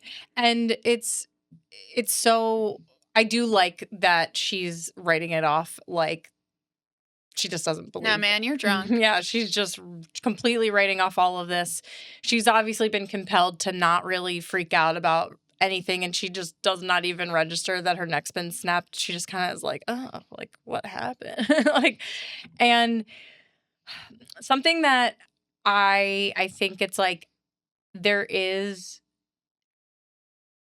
like I'm intrigued to unpack further why, because I don't think Damon snapped her neck out of out of malice, but like he might have done it out of compassion. I kind of think he did. I think he thinks her being a vampire is going to help her. Yeah. Well, because she has no self-esteem, right, and like no future. Yeah. So maybe he's given her one. And that's what I mean, it kind of, even though it's very twisted and dark and not correct in any way, but I think in that moment where he does, I mean, even though it's killing her, but it's trying to give her something else, you know, which is interesting. Yeah. So. Yeah. Yeah. So what a vibe.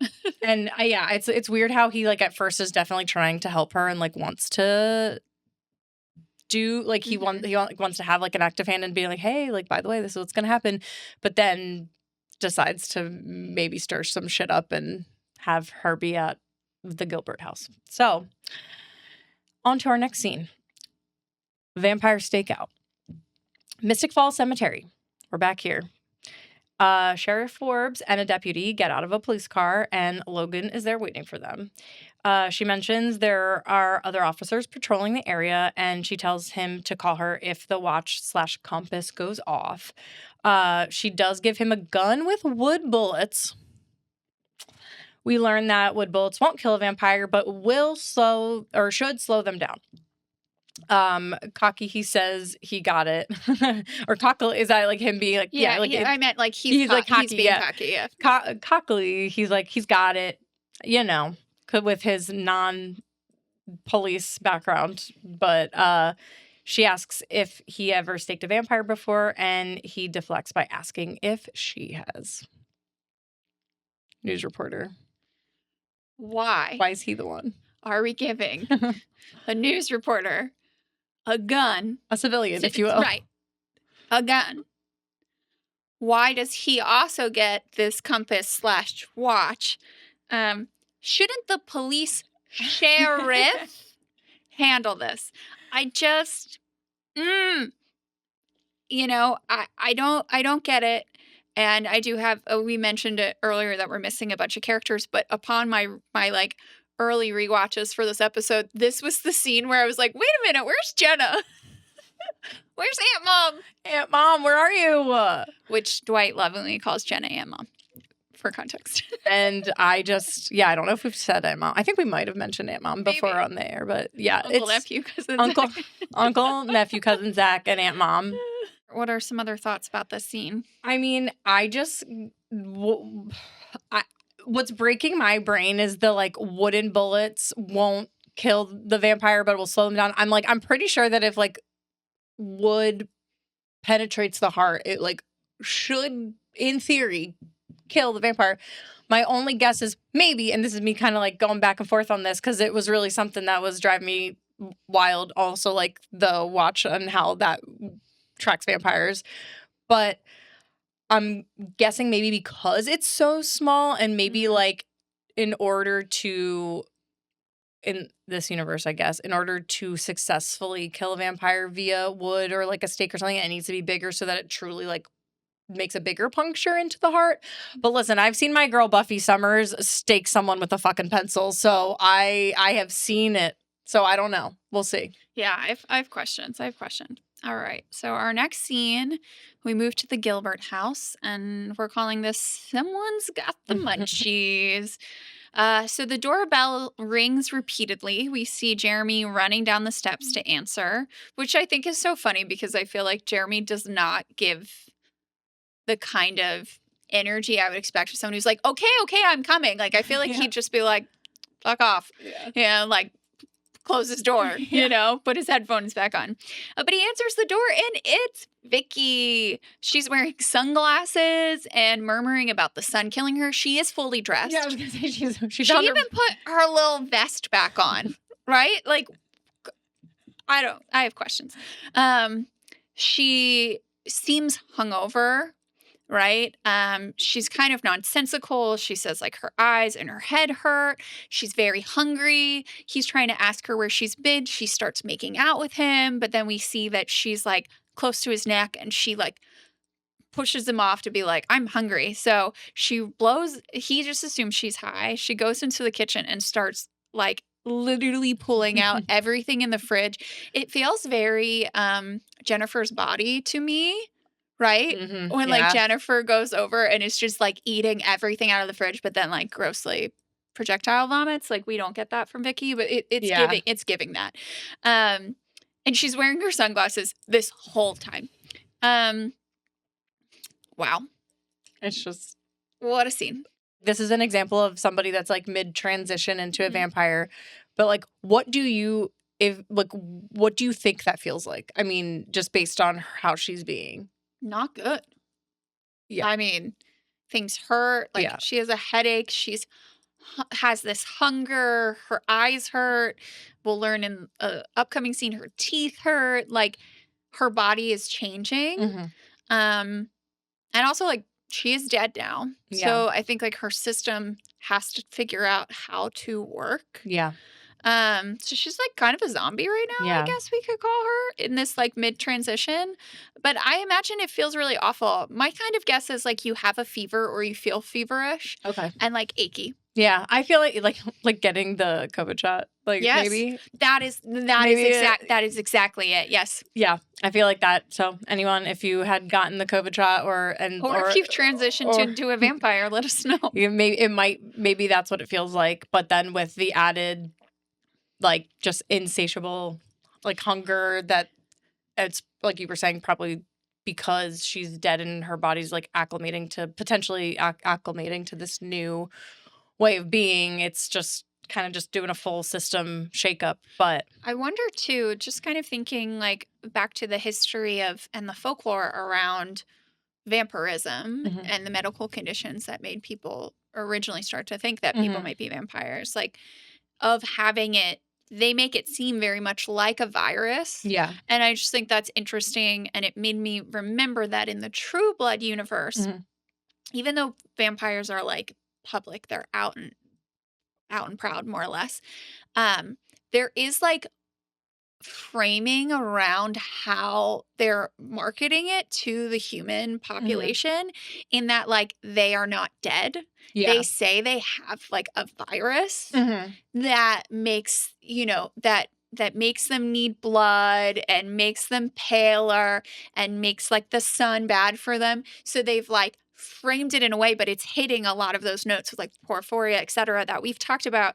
And then I was just like, oh, I think that could be part of where they took the inspiration from, of the historical Yeah. elements, as well as potentially, I mean, we know this universe existed pre-True Blood. Yeah. But Yeah. you know. I love that insight. I think so. And I do really like it because, I mean, and it does really, not only, I mean, we're kind of like guessing and we're just, just thinking about it a little more, but it also does really seem, in this case, like, very much a hangover-y Mhm. vibe. All right. So we're on to our next scene. Elena learns about Vervain. These two are still at the Salvatore mansion ruins, but we're back at the car. Or I guess the car was never really that far away from them, let's be real. But Stefan opens the door for Elena, and before she gets in, she asks him if he ever compelled her. Also a question I think I would have asked as soon as compulsion was, Like, right away. I'd be like, when he was like, well, Caroline didn't know what was happening Yeah. until she was being compelled. I'd be like, I'm going to stop you right there. Did you ever do this to me? did he ever do it to me, etc. Yeah. And Damon did try to do it to her, but she already had the necklace. Anyway, so he tells her how the Vervain necklace works and protects her from being compelled, because he wanted to make sure that he was protecting her from Damon, but also to protect her from him, which is, like, again, speaking to Stefan, our blue dressed babe. He is just really trying to make sure that it's clear to Elena that he is, out of all of this crazy news and crazy information that she is learning, he's never done anything, like, nefarious towards her, and continues to just be showing that. And by having that necklace, protects her not only from Damon, but from him too. So I really do like that. But he does warn her to never take the necklace off because, like, that it is protecting her, but she's, free to make her own choices or whatever, however he, like, words that. But yeah. Yeah. So, I mean, thoughts about Elena, take slow on the uptake. But I do think it's an important conversation, and I do appreciate Stefan's just, like, total honesty. Yeah. And I also I was thinking about this because it comes up a couple times throughout this episode with them talking of, he's like, give me the day and whatever you decide, like, I'll respect you, like, or I'll respect it, but I want you to have the knowledge so you can make a decision, right? And here it's like, never take off the necklace because I want you to know that you have free will, right? That you are not like being controlled. You're not a puppet. And that made me think back to a few episodes ago when we were talking about folklore and specifically the idea of like being invited in and why thresholds like exist in folklore. And part of it was talking about so that mortals have agency, right? And so I just like it's thinking of it in that way. Like Stefan is really concerned with making sure she has agency and that, he hasn't ever compelled her, right? And she has never been compelled because Damon by that point couldn't successfully do it. So she has been making choices of her own free will. But obviously there have been times where he's lied to her, he's omitted things, he's tried to kind of gaslight her. And so I think it's this moment of him like trying to give her all of the power. And I really appreciate that. I do too. I think it is. It's cool. And it's almost like in a way, in the way that you were saying it, like her having that necklace, being able to have that it's like her own, her body, but like it's his way of being like, no one can come into this house. Like it's like your body, your choice. Like, and into like her, like no one can get in, like, or, vampires can't get into her because she has this thing, which resembles the house, like the way that it works with the house too. And I love that because he is really doing a lot to protect her. Yes. Yeah. So then we move to our next scene and we go back to the Gilbert house. This is called To Drink or Not to Drink? That is the question. It's a big question. So Jeremy lets Matt in and takes him to Vicki, who is on the floor in the kitchen surrounded by food. She has trashed the kitchen. And we can assume that Jeremy called Matt. Matt, like Jeremy, assumes that his sister is on drugs and asks her how she's doing. She says that she's not doing well. She says she hurts. And when he asks what hurts, she says her gums and her jaw. She says that it feels like there's something in her gums. Okay, like maybe some fangs getting ready to come out. She is getting more and more agitated as this interaction goes on, especially when Matt's like, let's get you home. So she is also maybe starting to like hear things. She might be starting to get some of those like vamp hearing that we've seen Stefan and really Stefan have, but we know Damon has as well. So because she's like, it's like quiet, like turn it off. And they're like, what? And then she stands and in the other room, the TV is on. And our favorite scummy reporter is on the news talking about the dead bodies, reporting the dead bodies. This kind of stops all of them in their tracks. And Jeremy's like, that's where we were last night. And Matt's like, Vicki, what happened? And he says he's going to call the cops. She says no. Then she pushes Jeremy into the couch. So she's definitely got some super strength. Yeah, that's a big push too. Yeah, he goes flying into the couch. And right around now, Stefan and Elena walk in and ask what's going on. Stefan goes right up to Vicki and is like, he ends up calming her, but he's like, hand on her face, like, Vicki, look at me. And so he looks at her and he's able to calm her down and he tells her, she's going to be fine, and then tells Matt and Jeremy to take her upstairs and shut the blinds. While they're doing that, Elena's like, do you know what's wrong with her? And Stefan's like, yeah, she's transitioning. And Elena's like, into what? I'm like, a vampire! Elena, get with the program! Elena, girl.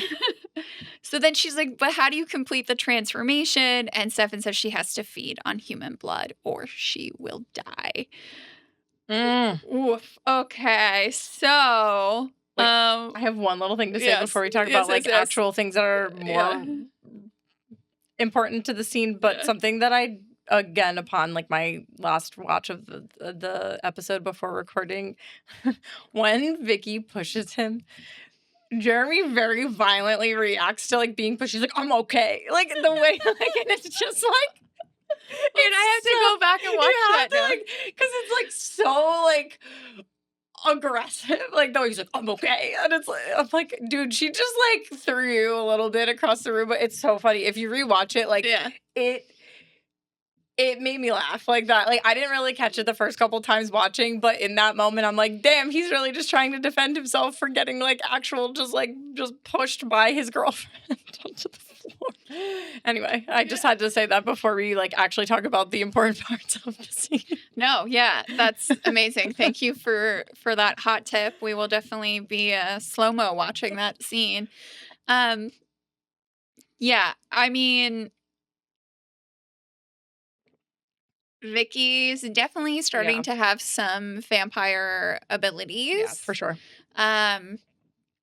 And it's an interesting moment. I love how like I think everyone's so freaked out that they don't comment on the fact that Stefan's like, Vicki, You're gonna be okay. And they're like, he's like, let me look at her. Like he's a freaking doctor.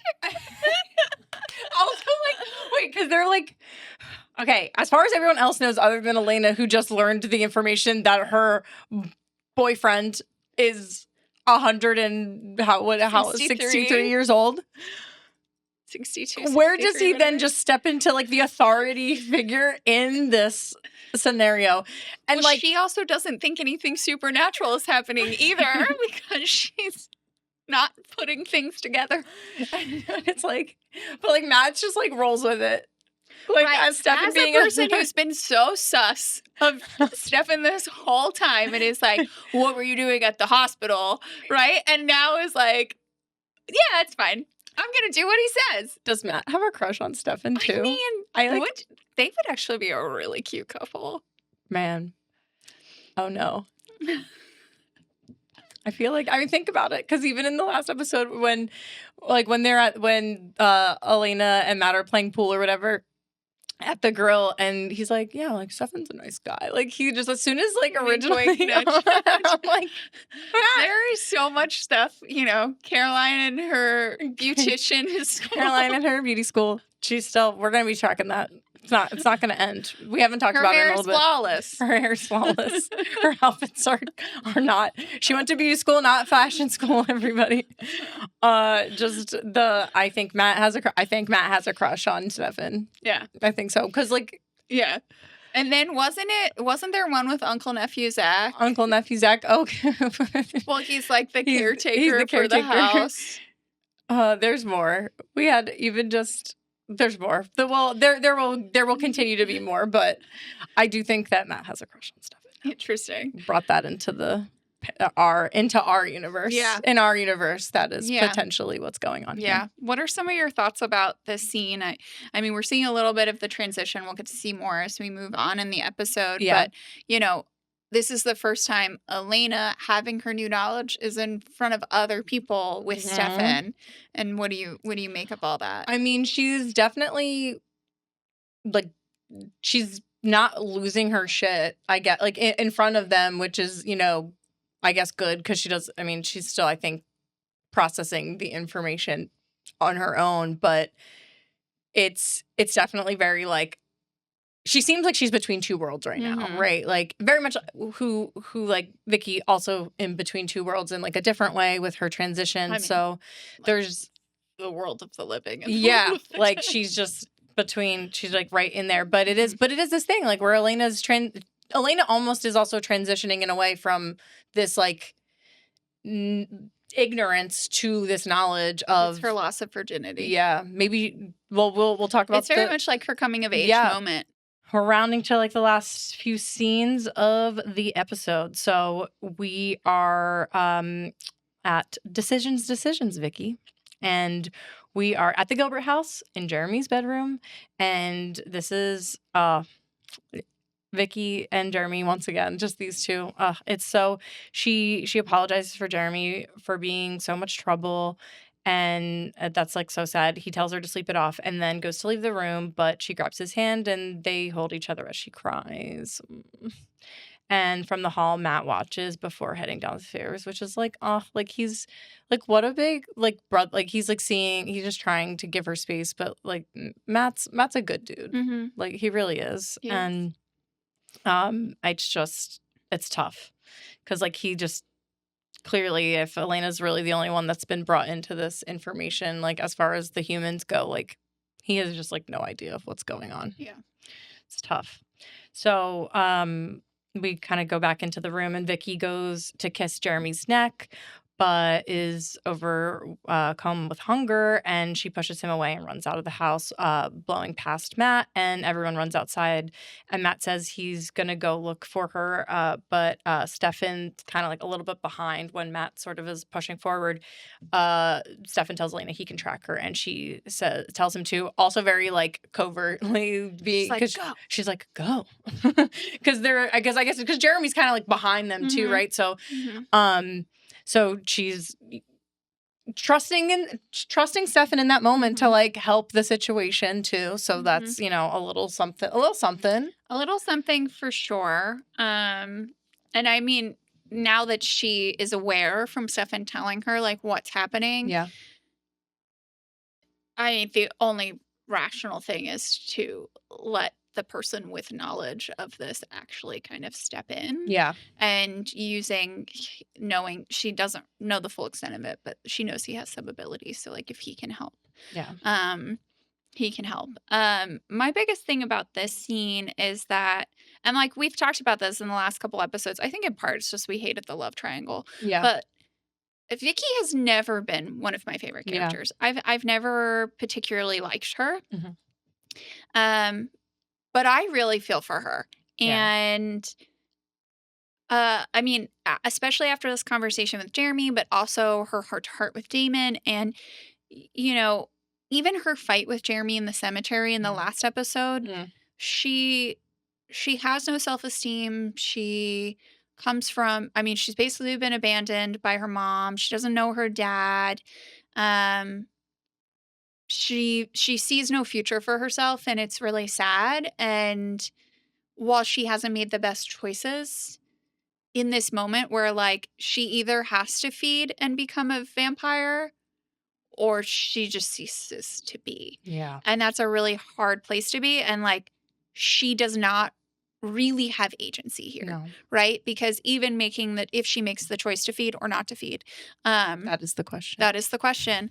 I really set myself up for that. but like no matter what, she didn't choose to transition. She didn't choose to have Damon snap her neck. She didn't choose for Damon to feed on her now multiple times. She's chosen when she's done drugs. She's chosen who she's dated, etc. But she has not had an active hand in what's been happening to her. And now she's backed into a corner. And that she deserves much better. It's hard to watch like in certain ways because you just maybe you do, maybe you don't like know someone that's like just had like a string of hard things like, and it just feels like she just can never catch a freaking break. Right. And also it's so sad too that, you know, all of these people in her life just keep chalking it up that like she's on drugs. Yeah. Because she abuses drugs. Yeah. And that's her pattern. And so in a moment when she really needs them, and it's not that they're not there for her, but they are chalking it up to being something totally different than it is. And it's a lot bigger than her, you know, taking pills. Oh my gosh. It's so much deeper than that. And I think, the one person that did always see that is Jeremy. So it's tough. All right.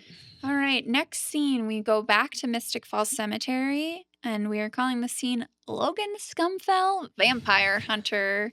That's what's the tagline in his next news report is going to be.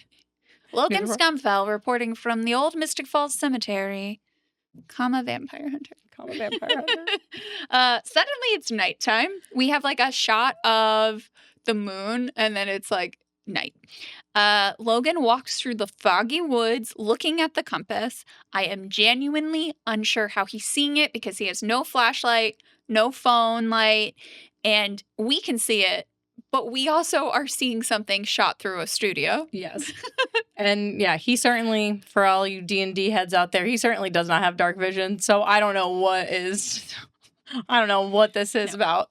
But the compass is like, bloop, bloop, bloop. It's going back and forth. So he calls Sheriff Forbes to say he thinks he's got something in the direction of the old cemetery. I don't understand how this thing works. Also, what do we really think the like accuracy of this compass? Because pointing in the direction of it, and we can talk about this more when we see what he finds. But I'm like, I don't think this is this amazing weapon. No. I'm mystified with this one because I just don't understand what it's... Mystified in Mystic Falls Cemetery. Mystified in Mystic Falls. Yeah. That's all I'll say. All right. So, moving on. Pro tip. Be careful who you invite into the house. We're at the Gilbert house. And we are in the kitchen. Jeremy asks Elena if they should check in with Matt about Vicki. Elena tells them that they have to wait and that she's going to be fine. And then the doorbell rings. Surprise, it's Damon. And Elena, bless her little heart, just tries to shut the door on Damon, but he stops her. And he pushes it open. And then she, as a valiant big sister, just tells Jeremy to go upstairs, and he listens. I'm shocked. It's so out of character. The fact for this kid has not listened to a goddamn thing that anybody's done all season so far, and he just does not fight it, goes upstairs, which I don't know why, but maybe it's just maybe the tone in Elena's voice, and maybe it's just been a weird day enough that he's just like, all right, yeah, though I think in reality, I would stay to make sure she's okay. Yeah, because he's not like that much younger than Elena, you know? Right. But wild stuff, though. But, so Damon, as Jeremy goes upstairs, Damon clocks that Elena is afraid of him and deduces correctly that she knows about him being a vampire. And he tells her that he's looking for Stefan and steps inside because he's been invited in. Oh, no. And he tells her that he isn't going to kill her, at least not right now, because because he has a greater agenda. Curious about that. She tells him that Stefan's out looking for Vicki, and he tells her not to judge him and that Vicki's going to thank him. She asks if he thanked Katherine, and he makes a comment about how he doubts Elena got the whole story, and then he leaves to find Stefan, but not before giving Elena the pro tip of be careful who you invite in the house. Yeah. This scene, he gets really close. He does this. Damon does this a lot with Elena, and will continue to do this with Elena. But he just gets real close to her face. Again, similarly to when earlier in the episode when Stefan's close in the door and they have a little close. I'm like, this is pretty. It shouldn't feel hot, but it feels a little hot. You know what I mean? And because he's just that. There's just something crackling right there in between those two. But she is, at this moment in time, just really done with Damon's shit and wants him out of there. But also is and she seems scared. She seems scared, but she's standing up to him. So props for that, for sure. Yeah, I also am deeply curious about the greater agenda, because it does sound like, and I just want to call this out, okay. We have the mysterious crystal thing that Damon wanted. There's some other greater agenda. Are they related? We're going to find out. All right. Next scene. One of our last scenes of the episode. We're back at Mystic Falls Cemetery. We're calling this the Council 0, Damon 1. So Stefan finds Vicki crying by a mausoleum. She tells him she's starting to remember what Damon said to her, everything that happened at the hospital, being on the rooftop with them. He apologizes to her. Very, very. Also, she remembers him Damon weirdly petting her hair. I wish I didn't remember that. She asks him what will happen to her if she doesn't feed. And she says she doesn't want this. Stefan tells her that he can help her. This is the moment that kills me. Yeah. When she's like, is it better? And then she follows it up with, will I be better? And Stefan has no words. And then she's like, can you take me home? I just want to go home. Heartbreaking. It's heartbreaking. I mean, Kayla Ewell's acting is really wonderful in the scene. She also looks so pretty when she cries. But She does look I'm like, so she pretty. looks so beautiful here, but I'm like, this is so sad, Yeah. right? And I think she's with the right brother in this moment. Yeah. Like, even though we did see that Damon was there to listen to her, he's a little more tough love, right? Yeah. And we've seen, while this hasn't been explored too much in the show yet, Damon definitely like leans into a lot of the vampire things, right? He feeds on blood. He likes to use all of his special skills and abilities. His special skills. They're on his CV. I love that. But Stefan like wants to be human. He wants a regular life. He doesn't feed on humans, etc. So without knowing anything further, like he is the brother who seems more closely in tune with his humanity and understanding what it's like to be a human who might not want this to happen to them. So I just think it's this really beautiful moment. It's really sad. So he stands to help her up, and then he gets shot. He falls to the ground, ruining that beautiful baby blue shirt. And thank God that these wooden bullets don't kill vampires through the heart, because it's pretty close to his heart. Scumfell got a pretty good shot in, unfortunately. Yeah. So we see when he falls to the ground, Logan come out of the woods, gun in his hand.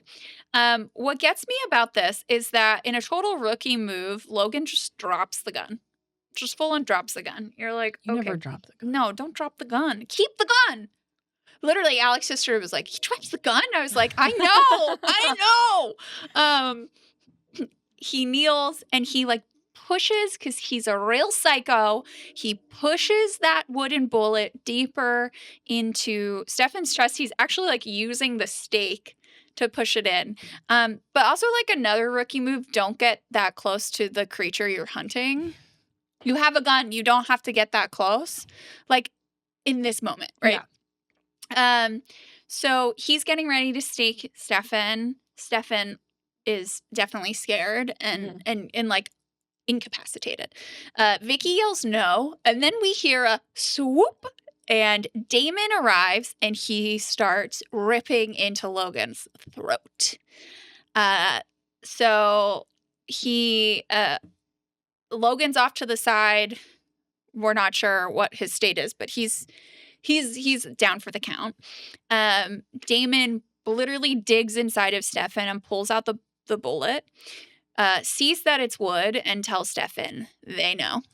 They know that they're vampires. He then tells Stefan if anyone's going to kill him, it's going to be him. And he asks for his ring, which Stefan's like, okay. And he like pulls it out. While the two brothers are going back and forth, Vicki makes her way over to Logan and starts feeding on him, completing her transition.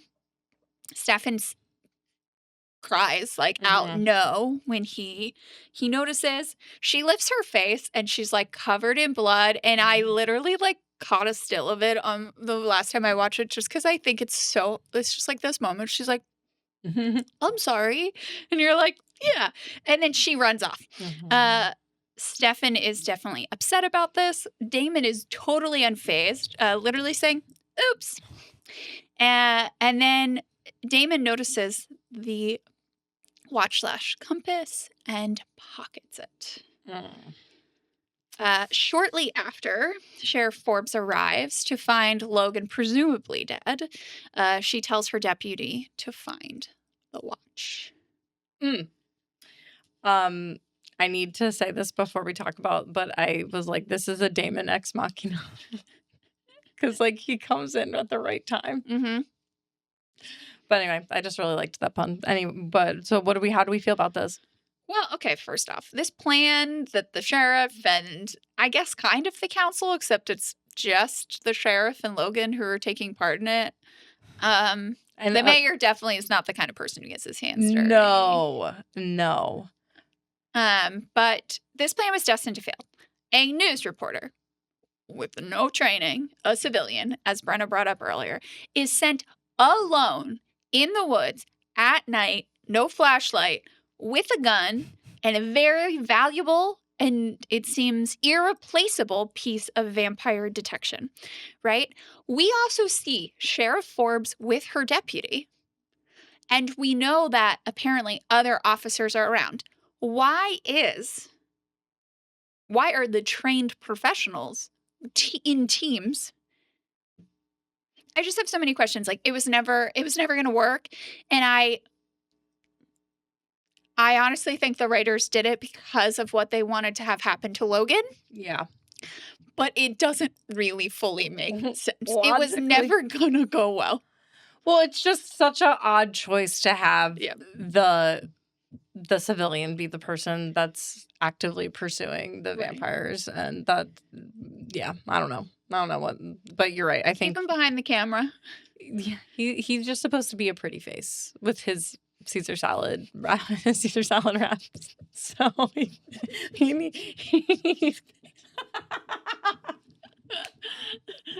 I'm just thinking about hold the croutons, but breaded chicken fingers. Well, you know what? I don't know how much he's gonna be able to eat.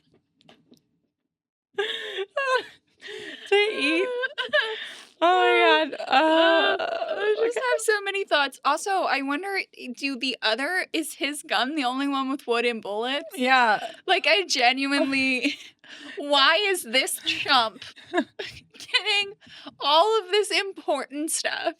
I have thoughts. And also, Vicky's a vampire. Yeah, okay, we got it. We buried the lead. So I mean, we do see her run off, right? There's nothing we have one more scene after this, but there's nothing like this is it. Like that is what was the last piece of her transitioning. I'm curious, like why Stefan's like upset because they still I mean, I know she said she didn't want, but I know she just wanted to go home like in the while she's before all this like stuff goes down. So do you think that like did he want like, because I don't think she wanted to die. Like I don't know, like you know what I mean? I still think she was mulling it over, if you will. Like, or at least that's how I felt about it, unless you really thought that, did you think that she was like ready to die? I think her saying, I don't want this, and saying, I just want to go home. Please take me home. Like, will you take me home? Was her to just me, saying. that is her saying, I want to go home and die. Okay. That is 100% how I read it. Okay. Well, I am with the way that this is leaving off this episode, I'm interested to see how we meet Vicki next week. Yes. But in our last but not least scene, we have Elena's made her choice. A lot of choices to be made in this episode. A lot of choices. We're back at the Gilbert house, and Elena sits on the porch. Stefan arrives, telling her he couldn't stop Vicki, and basically communicating that she did feed. She's turned. He said he'll find her and teach her how to not hurt people.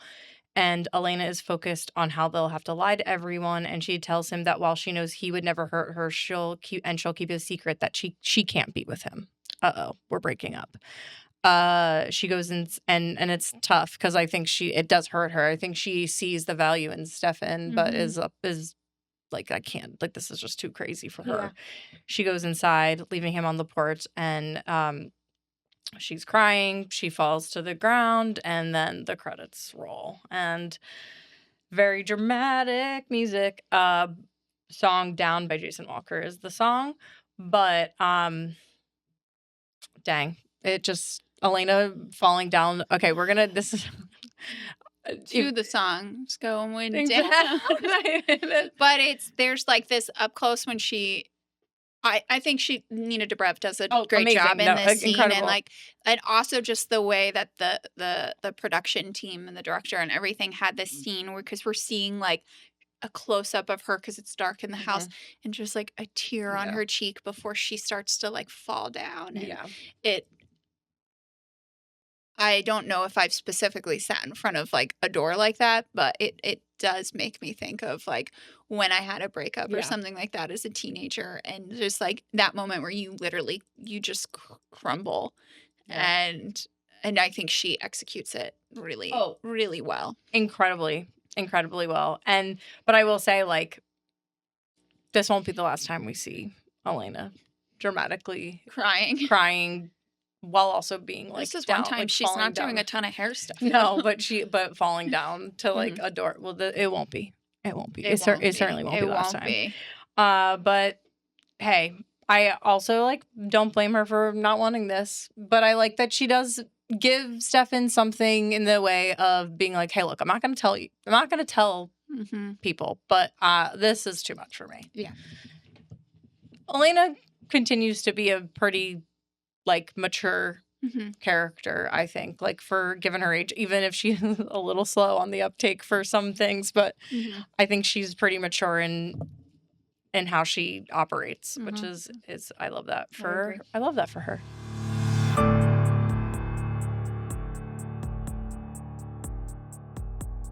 So let's dive into some folklore, and then we can explore the title a little bit more in our final thoughts, hot takes. Okay, so folklore, we're going to do like a quick little roundup of just some of the TVD folklore that we have been, keeping track of since we've started watching the episodes. So we just wanted to like take a little hot moment for all of us together to do a little like just check in on what is the universe, like the rules in this universe for how like vampires operate or how magic operates, and because I think that's fun to interrogate, and like whether we agree with it, not agree with it, we'll see. So and thank you to Stefan for really kind of kicking this off by when he does meet with Elena earlier in the episode, just running through this like these lists of questions that Elena has for him. So I'll just like start real quick by saying like we have like vampire related, and then we have like sort of like general related. So first thing is like from the beginning of the series, we see Damon's crow work that's cropped up in the early episodes along with some fog. We don't see as much fog now, and we kind of talked about that earlier in our show, like in the earlier episodes. But the crow has made appearances, I guess, until Damon last episode kills the crow. Is it the one crow? Who's to say? I don't know. But we can infer that vampires have these more supernatural abilities the more that they consume blood. So we see and this gets brought up in conversation with Stefan and Elena in this episode about how just like Damon, because he feeds on human blood, has more abilities. What else? So we also know that vampires can exist consuming the blood of any kind of animal, not just human. Yeah. And we also learned that vampires can compel humans to do their bidding or forget things. And this is not as strong if the vampire is not consuming human blood, which we were just kind of talking about. And when Stefan's like not sure if it worked with Vicki. Yeah. Like in what episode's that? Like 2, 3? 2 or 3, Vampires are very fast. They can jump up and down from high places. We see Stefan jumping off of the roof in the pilot episode. And then in this episode, in that iconic moment, we see Damon jumping up onto the banister. And we see that vampires are very strong. We see Stefan throwing that football at Tyler. We see Vicki pushing Jeremy. Hey, I'm fine. Vampires need to be invited in by the owner of the house. This is why Stefan tries to stop Elena from inviting Damon in during the dinner party. She did not listen, though. No, she sure didn't. She's regretting it now. She is. Now she is. Vampires in this world are not deterred by the following: garlic, crucifixes, or holy water, but we know they are impacted by the plant of vervain, which can harm them if consumed, or can keep them out of human minds if the human is wearing it, like Elena's necklace. Yes. Sunlight can harm, as we've seen, and especially in this episode with Damon being housebound. But there is magic that can be imbued into rings that protects them from the sun. Fancy. Can't wait to talk about that more at some point. Mirrors. Vampires in this universe, they have a reflection, which we did see in episode 5 when Elena catches the reflection of Stefan vamping out, and she thought she was seeing things, and then he kind of low-key gaslighted her in that moment, which we hated. Vampires can heal humans by giving them blood, as we see for the first time in this episode with Damon and Vicki, but we can assume he was doing to Caroline. Yep. And potentially, like we were saying earlier, potentially Stefan does to Caroline. Doing that to Caroline too. Vampires can heal themselves very quickly, and we think of Stefan stopping Jeremy from slashing Tyler with the broken bottle. He slashes his, and there's been a couple other, like when Damon like stabs Stefan and with the letter opener knife. Pulls up his shirt, we watch it close. Yeah, so it's very quick. So very quick healing. Vampires both sleep and dream, but so far we've only seen them sleep in beds, not coffins. Yeah, so they're not holden to that, like, must return to the coffin to get their sleep. They can sleep in, like, regular nice sheets. But it also, so far, doesn't seem like they need to sleep, right? Because Stefan stays outside all night to watch out for Damon. Yeah, so I was actually thinking about that, too, in that moment, because I'm like, well, I guess they don't really, like, require sleep if they don't want to, but... Curious if we'll like learn a little more context about that. I'm not sure if we will, but okay. In order to become a vampire in this world, a human has to die with vampire blood in their system and then feed on another human to complete the transition, or they will die. We have seen this full circle in this episode with Vicki. Yep. Wooden bullets can harm but not kill a vampire. Wooden stakes to the heart will kill them, though. That's a tough one for me. We've got thoughts. We've got thoughts. Okay, so then do we want to like just talk about non-vamp related and then just talk about it, like just end this by any thoughts on any of this, or do you want to talk about just vampire lore real quick and then we can talk about I think we can read through the non-vamp. Okay, so of course we know that there are not just vampire related. It's not just the vampire world. We know that witches exist with real power in our girl Bonnie, who is not in this episode. We miss her. But she has some kind of connection with fire, but also has extrasensory abilities, and her witch abilities are presumed to be hereditary and passed down. And that Grams is also a witch, and because like their family is from Salem. We have magical objects with unknown purposes. So we have a crystal that Bonnie thinks is ugly that can cast a pentagram when light is shown through it at a certain way. We know that a certain Salvatore brother needs it for something. And then we have a watch/compass that when retooled in a certain way that seems very mysterious and imprecise, it can track vampires. Yeah, those two, it's, I can't wait to keep finding, I know these are not the last, like, mystical objects that we will come in contact with in this show, but it's fun to track anyway. But yeah, like, I guess before we move on to, like, our final, like, thoughts of the episode and, like, kind of, like, wrap up our day today, like, anything here, is there anything that you're, like, I hate that they'd made this choice for like vampire lore, or is there something like, oh, I really like that? Like, is there any strong feelings for or against any of the ways that this world has chosen to depict vampires and magic? I think one of my favorite changes they've made for this universe is having rings be possible to, avoid that whole sunlight issue, because that is a thing that I think about in something like True Blood. I mean, obviously in like Twilight, that's not a thing because they sparkle. So many thoughts.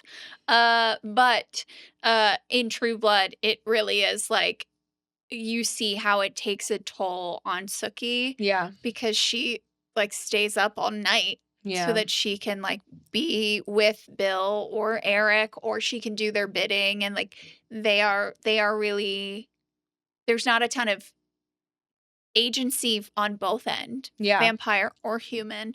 And so I just think story-wise, it's really nice that it allows them, especially since vampires are not like out in this world. Yeah. It's a smart way to avoid detection, but also allow these vampires to really integrate themselves into the lives of the humans. And so I think that's a really positive choice. Yeah, and I think that them having the daylight rings definitely will be giving them an edge Mm-hmm. from these council members that are pursuing them. Yeah. I mean, I know the wooden bullets you have. Oh, I have beef with the bullets. Beef with the bullets. I just think that's so weird. Again, just because going back to what I said earlier with the fact that I've seen Buffy and Summers stake vampires in a multitude of ways with a multitude of Which is so fun. an array of objects. So I think because that's so much of what I've seen. So the Mhm. fact that like it kind of breaks my brain a little bit that like because the bullets aren't that. I mean, like they're small, but they're not that small. Mhm. So I'm like that just feels like off to me. But hey, that's fine. It's I guess just more of a little splinter scratch on the Yeah. heart instead. Maybe if it hits the heart, because it does look like in that scene that he gets hit like pretty close to the heart, if not like Yeah. it's pretty center of the like pretty Yeah. close. So Yeah. I don't know. That's kind of like the main thing I like really bump on this. I think I'm okay with I like the idea of them not being like deterred by garlic or like I like that they're kind of going, well, some of that religious stuff. You know what I mean? Yeah. It's definitely a show that's not focused on that. I honestly think the coffin thing could be a fun thing to play with. Yeah. Even if it was like, well, I'm a modern vampire, so like I've evolved, Mhm. but there are some ways I wish they had done a little bit more in the like- direction of kind of the classic thing. Yeah. And I would say like with the mirror of it all and the reflection, I think because in some of the folklore stuff that we've like looked up in the past, I know that there's some dealings with like silver specifically, and Mm-hmm. we'll come back to silver at some point. I'm pretty sure. We will, yes. But I think some of that folklore nugget started from the silver being in a lot of the mirrors or something like that. I think was it. So by not having that be part of like maybe I mean like the reflections cast in the example we give, it's like it's a reflection in a window, so like she can see him, and I don't hate it. I think it's just really the bullets are the thing that I think is like the most like weird, but everything else is kind of fun, and I'm glad that we like have a little working folklore. It's a very helpful list, I think, for us and for hopefully our listeners. Yeah, just always fun to kind of keep track of these things. Yes.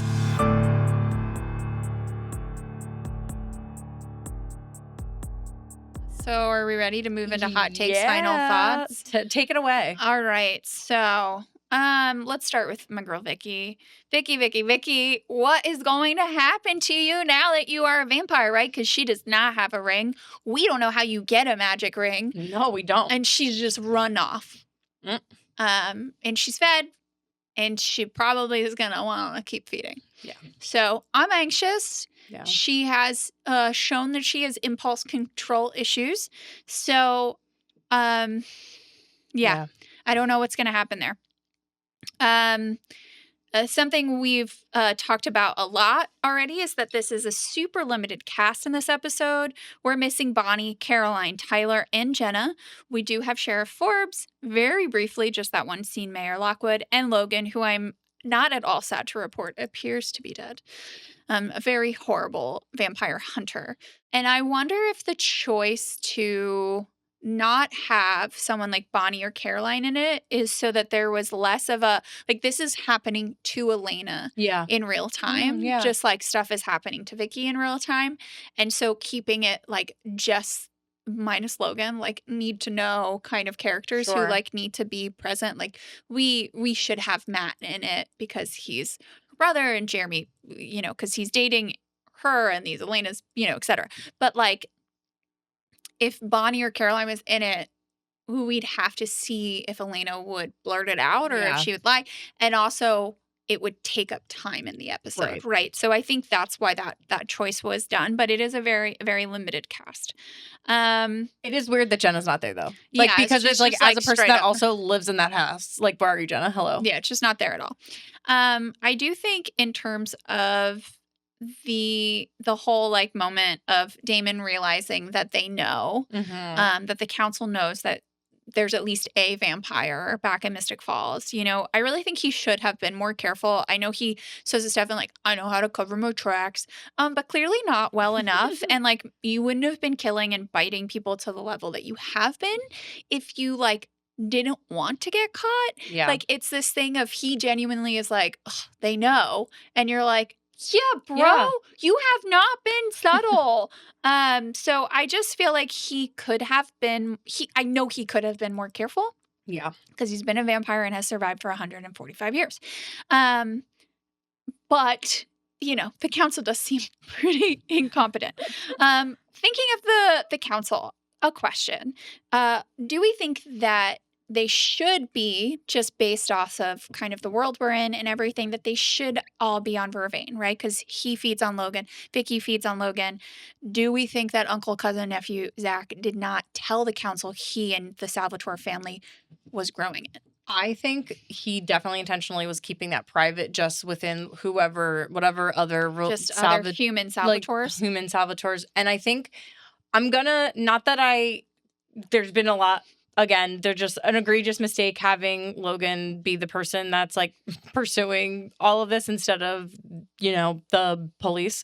But I think the fact that like the council, it seems that it's been some time since there have been vampiric events in this town. So perhaps the reason why they're very like, they're not doing a good job is because they like haven't really had firsthand experience. Maybe they've known from their ancestors or family members, like they have had that knowledge passed down to them, but like it hasn't really been a point of concern. So now they are like a little bit sloppy in how they're handling it. Yeah. And so maybe for like 100+ years, like if Damon and Stefan haven't really been coming back. Right. You know, though we do know that there were animal attacks in the 1950s. Yeah. So so maybe that like was the last time the council was like kind of active. Like clued in. Yeah.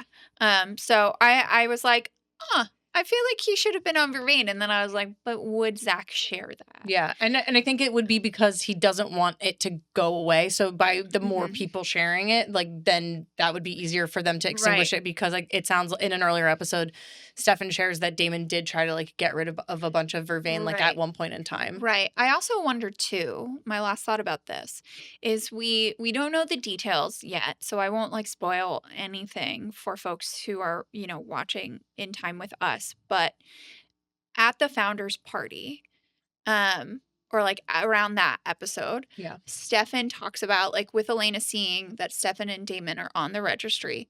He says how the Salvatores were at one point like royalty, and then they haven't been invited to, you know, a founders party in a really long time.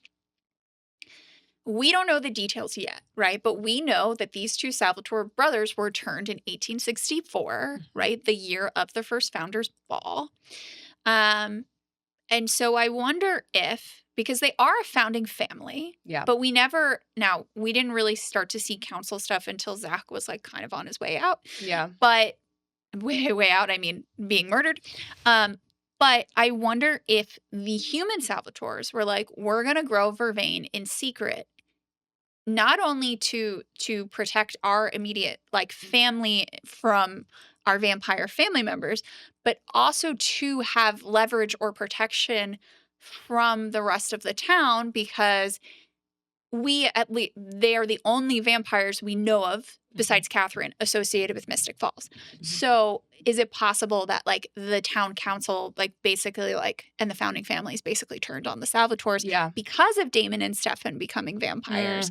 And if it was like, well, we're going to do this because no one else is looking out for us. Yeah. So I feel like that's an interesting thing. Yeah. I think I like that. I think that sounds like that could be a reason why. Yeah. For so sure. We'll see.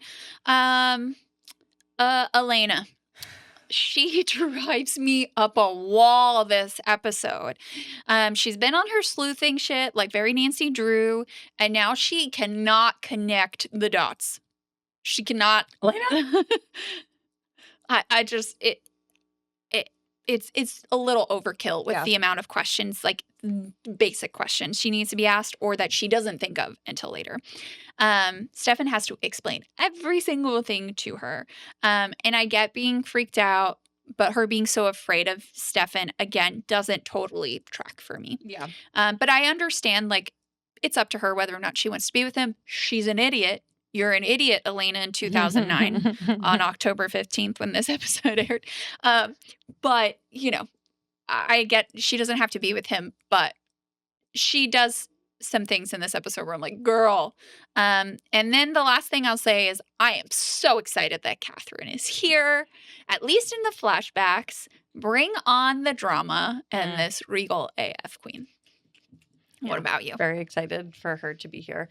Yeah, I don't know why, but like there are certain parts where I feel like I can't decide if like Elena is underreacting or overreacting in some of the vampires. I don't think she knows either. Because at first it's like very intense, and to be fair, and then she kind of is like going through all these like stages that one would go through when they're processing information, but then it is kind of like. For me, Brenna, personally, I think that if I was just learning this news and then I hear like, or I see like my ex-boyfriend's little sister, who's also my brother's girlfriend, what a time, was like now dead and now turning into one of these things that I just learned about existed, I would probably have zero chill. Yeah. I'm cursing on this episode. Sorry, everybody. I think I dropped that bomb a couple times. We're okay. Oopsie. Anyway. Just do the Damon. Oops.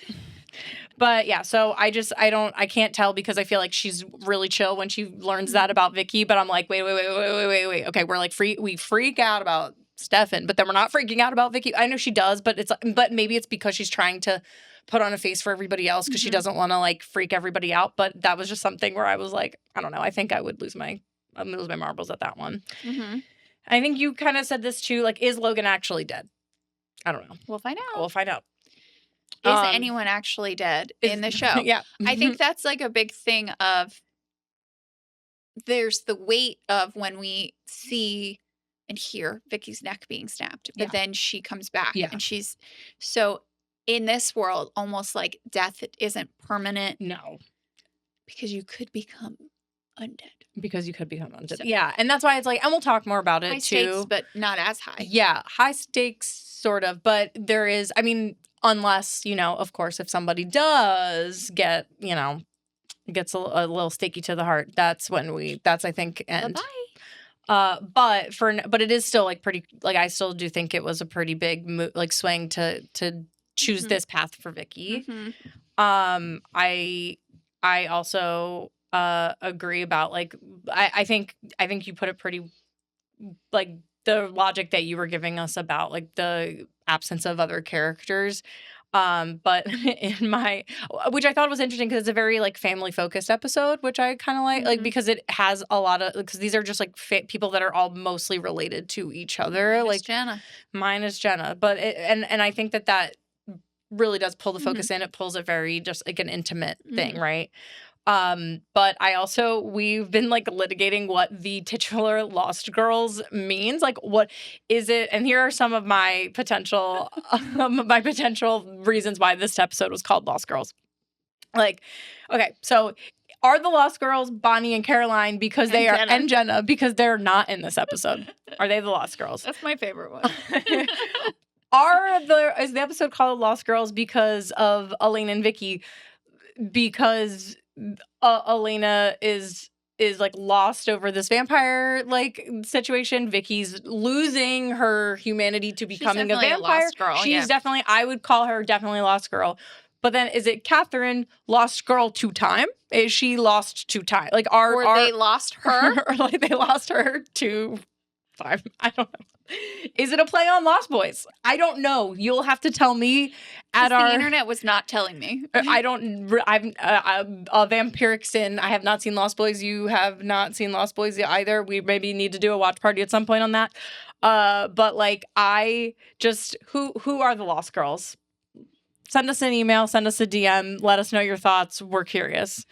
Hello Sister Podcast 1864 at gmail.com in case you would like to let us know and write us an email.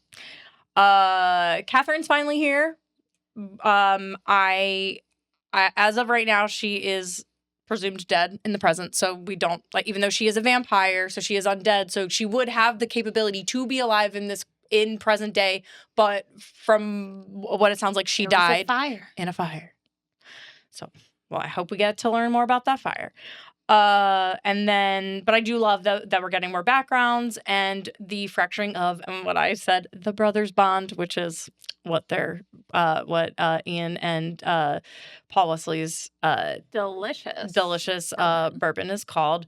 But it's like this fracturing of it sounded like they were really close and they really had a good relationship, and then enter Katherine, and it does just shake up a lot of things, which is unfortunate, and a lot of it out of their control, which is like tough. But I do love a self-possessed queen in Katherine, so it's kind of hard to hate her, I kind of I was trying to hold this back because I wanted to talk about it here at the end, but I think, and oh my God, maybe I will get a little emotional. I don't know. I just have, even though you were saying, I feel really bad for Vicki, and I felt bad for Vicki this whole time, even if she is kind of an annoying character and has been annoying. But something that I love about these supernatural dramas is that they can really pull these real life things, but put them in this fantastical context. Most notably in Buffy, Joss Whedon, who isn't my favorite person, but even though he made my favorite series, but High School is Hell, right? And that was kind of what Buffy was running on. And I think with this, exploring Vicki's character through this, transition, this liminal space, Lost Girl, but just her, whole story of just never really having agency. And then even at the end of this, point where she, doesn't even have a she has a choice that she didn't really choose, right? And she just, it makes me really sad because, and I was saying it earlier, I think maybe at a point in time, maybe you were a Vicki, or I feel like I can relate to Vicki in some ways. I definitely struggled with certain things growing up in a, just weird time. I just had some weird things in my past that were tough to deal with. And I feel so bad for her. So when she says it comes up blank, it's just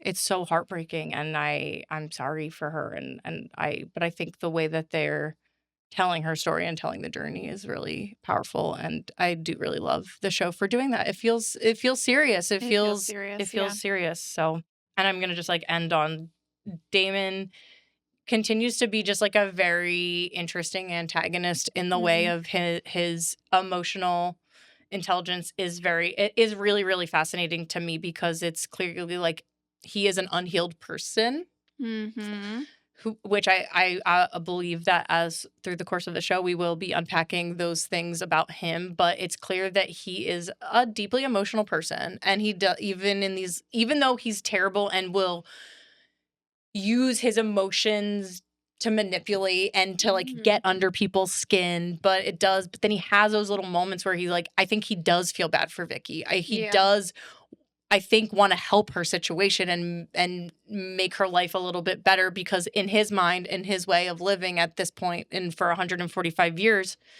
he's been a vampire, and I think has to more than Stefan, it has embraced it, sort of what you were saying, where Stefan more embraces the humanity side of what it means to be an undead person, because it's he holds on to that humanity, being an immortal being, whereas Damon more embraces the supernatural aspects of being an immortal being. And I think that in that moment when he was hearing her, he was maybe I in a way doing her mercy by let me fix you, but again, not in the best way. Yeah. So I'm excited to I said an emotionally intelligent baddie is dangerous. Sure is. So. Sure is. All right. All right. So just last couple things for this episode. Moving into our favorite line. I already have mine queued up, which is, what, did you FedEx it to Rome? I almost wanted to pick that one, but I love it, and it's a perfect one. I wish it was Florence, because that's where the Salvatore brothers are from in the books. That would have been fun. Like really perfect, but I do love it. I think since we didn't have since we didn't have Damon in the last episode because he was kind of just withering in the basement, we just Damon does get a lot of zingers, and it helps. He does. Yes. But I think I will say, originally I was gonna try to go with something else, but I actually still, even though when I first watched this, I was like, Damon's Ian Somerhalder's line read of "Let's dance," but it's it isn't a fantastic. But I really want to pick that, but I think that's what I'm gonna go, because I just love it. It's so good. I love seeing his character be so goofy. Yeah. All right, fuck, marry, kill. All right, do you want me to go first? You go first. Okay. Go first. Okay. I am going to fuck Damon. I know. I think it's the first time I've said this, but come on. That scene, those abs, he's sexy. Yeah. No arguments here. No regrets, but I mean, I'd probably regret it in the morning, but that's my pick. For Mary, I'm marrying Stefan, as I have many times, in his blue shirt, with his trust and his dependability and his just earnestness. Yeah. I mean, he would wait outside all night to make sure I was safe. And I love him for that. So, if I could adopt someone, it would be, I'm adding an adopt category. It's Vicki. Yeah. Give her a big hug and make her soup and brush her hair and help her plan for the future. Yeah. And then kill. Well, so I mean, there were multiple people who died in this episode. And so it's kind of hard to pick. We don't know if Scumfell's dead. We don't know if he's dead, but I'm not going to pick him because of that. And I wasn't going to pick Vicki anyway. I'm really torn here. There's not that many characters in this episode. Are you killing Elena? I think you might have to kill her. I was like, that, or do I kill Sheriff Forbes for being really inept? But I think it is Elena. Correcting you in this episode for being very frustrated. She's just driving me up a wall. Be a better Nancy Drew. Trust in your man, and just get it together a little bit more. So yeah, I think I might. I'm gonna choke her with her hair, since she loves to do this with her hair. Sorry, Elena. I'm really sorry. I didn't want to kill you this episode, but you did aggravate me more than anyone. Yeah. So, what about you? You would think, since you picked Damon, you would think I'd want to do that, and I would, but I'm gonna go a different direction. You're allowed to pick him too. Well, we're forgetting one other sexy lady. Oh, you're right. I will be fucking Katherine. Yeah. In that bodice. Yeah. Panting in that corset that we're not sure she really can breathe in. I'm going there. I think so. I'm gonna marry Vicki. Because I think in the most in that toxic teen thinking of being I can help her, I can fix her, I can help her get through this hard time. I'm gonna marry her so that I can help her. Okay. And protect her from the bullshit. Okay, that's it. And then I will be killing Sheriff Forbes for her absolute ineptitude in putting a civilian on the front lines. Which feels true to me. I feel I've been beefing about this, and since you're right, we're not really sure about Logan, but yeah. So Sheriff Forbes, what are we doing? I mean, if he's not dead, I'll kill him. Yeah. I'll kill him. I'll kill him dead. All right. So I think that's a wrap for today. We did it. It's actually okay. We really thought this was going to be like a shorty episode, and then we ended up having actually a lot of good we chat. had so much to talk about. This is critically and historically such a pivotal moment in the show, and so I think it makes sense to give it the time and the respect it deserves. 100%. So I'm glad that we did. So thank you for allowing us to just gab about this one this week. But as always, if you would like to follow us online, please join us over at Hello Sister Podcast on Instagram and Threads. Now they are the same handle as they are related properties on the social medias. Or if you would like to write us an email, you can do so at hellosisterpodcast1864 big year @gmail.com. And thank you, Brenna, for never being lost to me. Shout out to our husbands, who I can literally hear chattering away downstairs, for their unwavering support. And Christina, thanks for never being lost to me. Never, ever. I feel like I'll always find you. Try to get rid of me.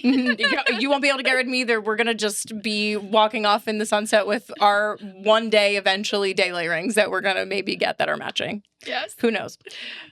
I'm excited. But no, thank you so much for a great chat today. And thank you all for listening or watching or both to Hello Sister. Bye. Bye. Hello Sister is written, directed, and hosted by Christina Rosso-Schneider and Brenna Dinon. Graphic designs are by Alex Schneider. Music is written and produced by Dwight Evan Young. Sound design and video are recorded and produced by Dwight Evan Young and Brenna Dinon. Hello Sister Podcast is a Bad Day Media production. Okay. Season. God damn it, fuck. All right, we'll do it one more time. Just what is happening right now? I think that coffee just hit me, and it's like my heart just like started being weird. Okay, anyway. Whew, all right. Here we go. One more time.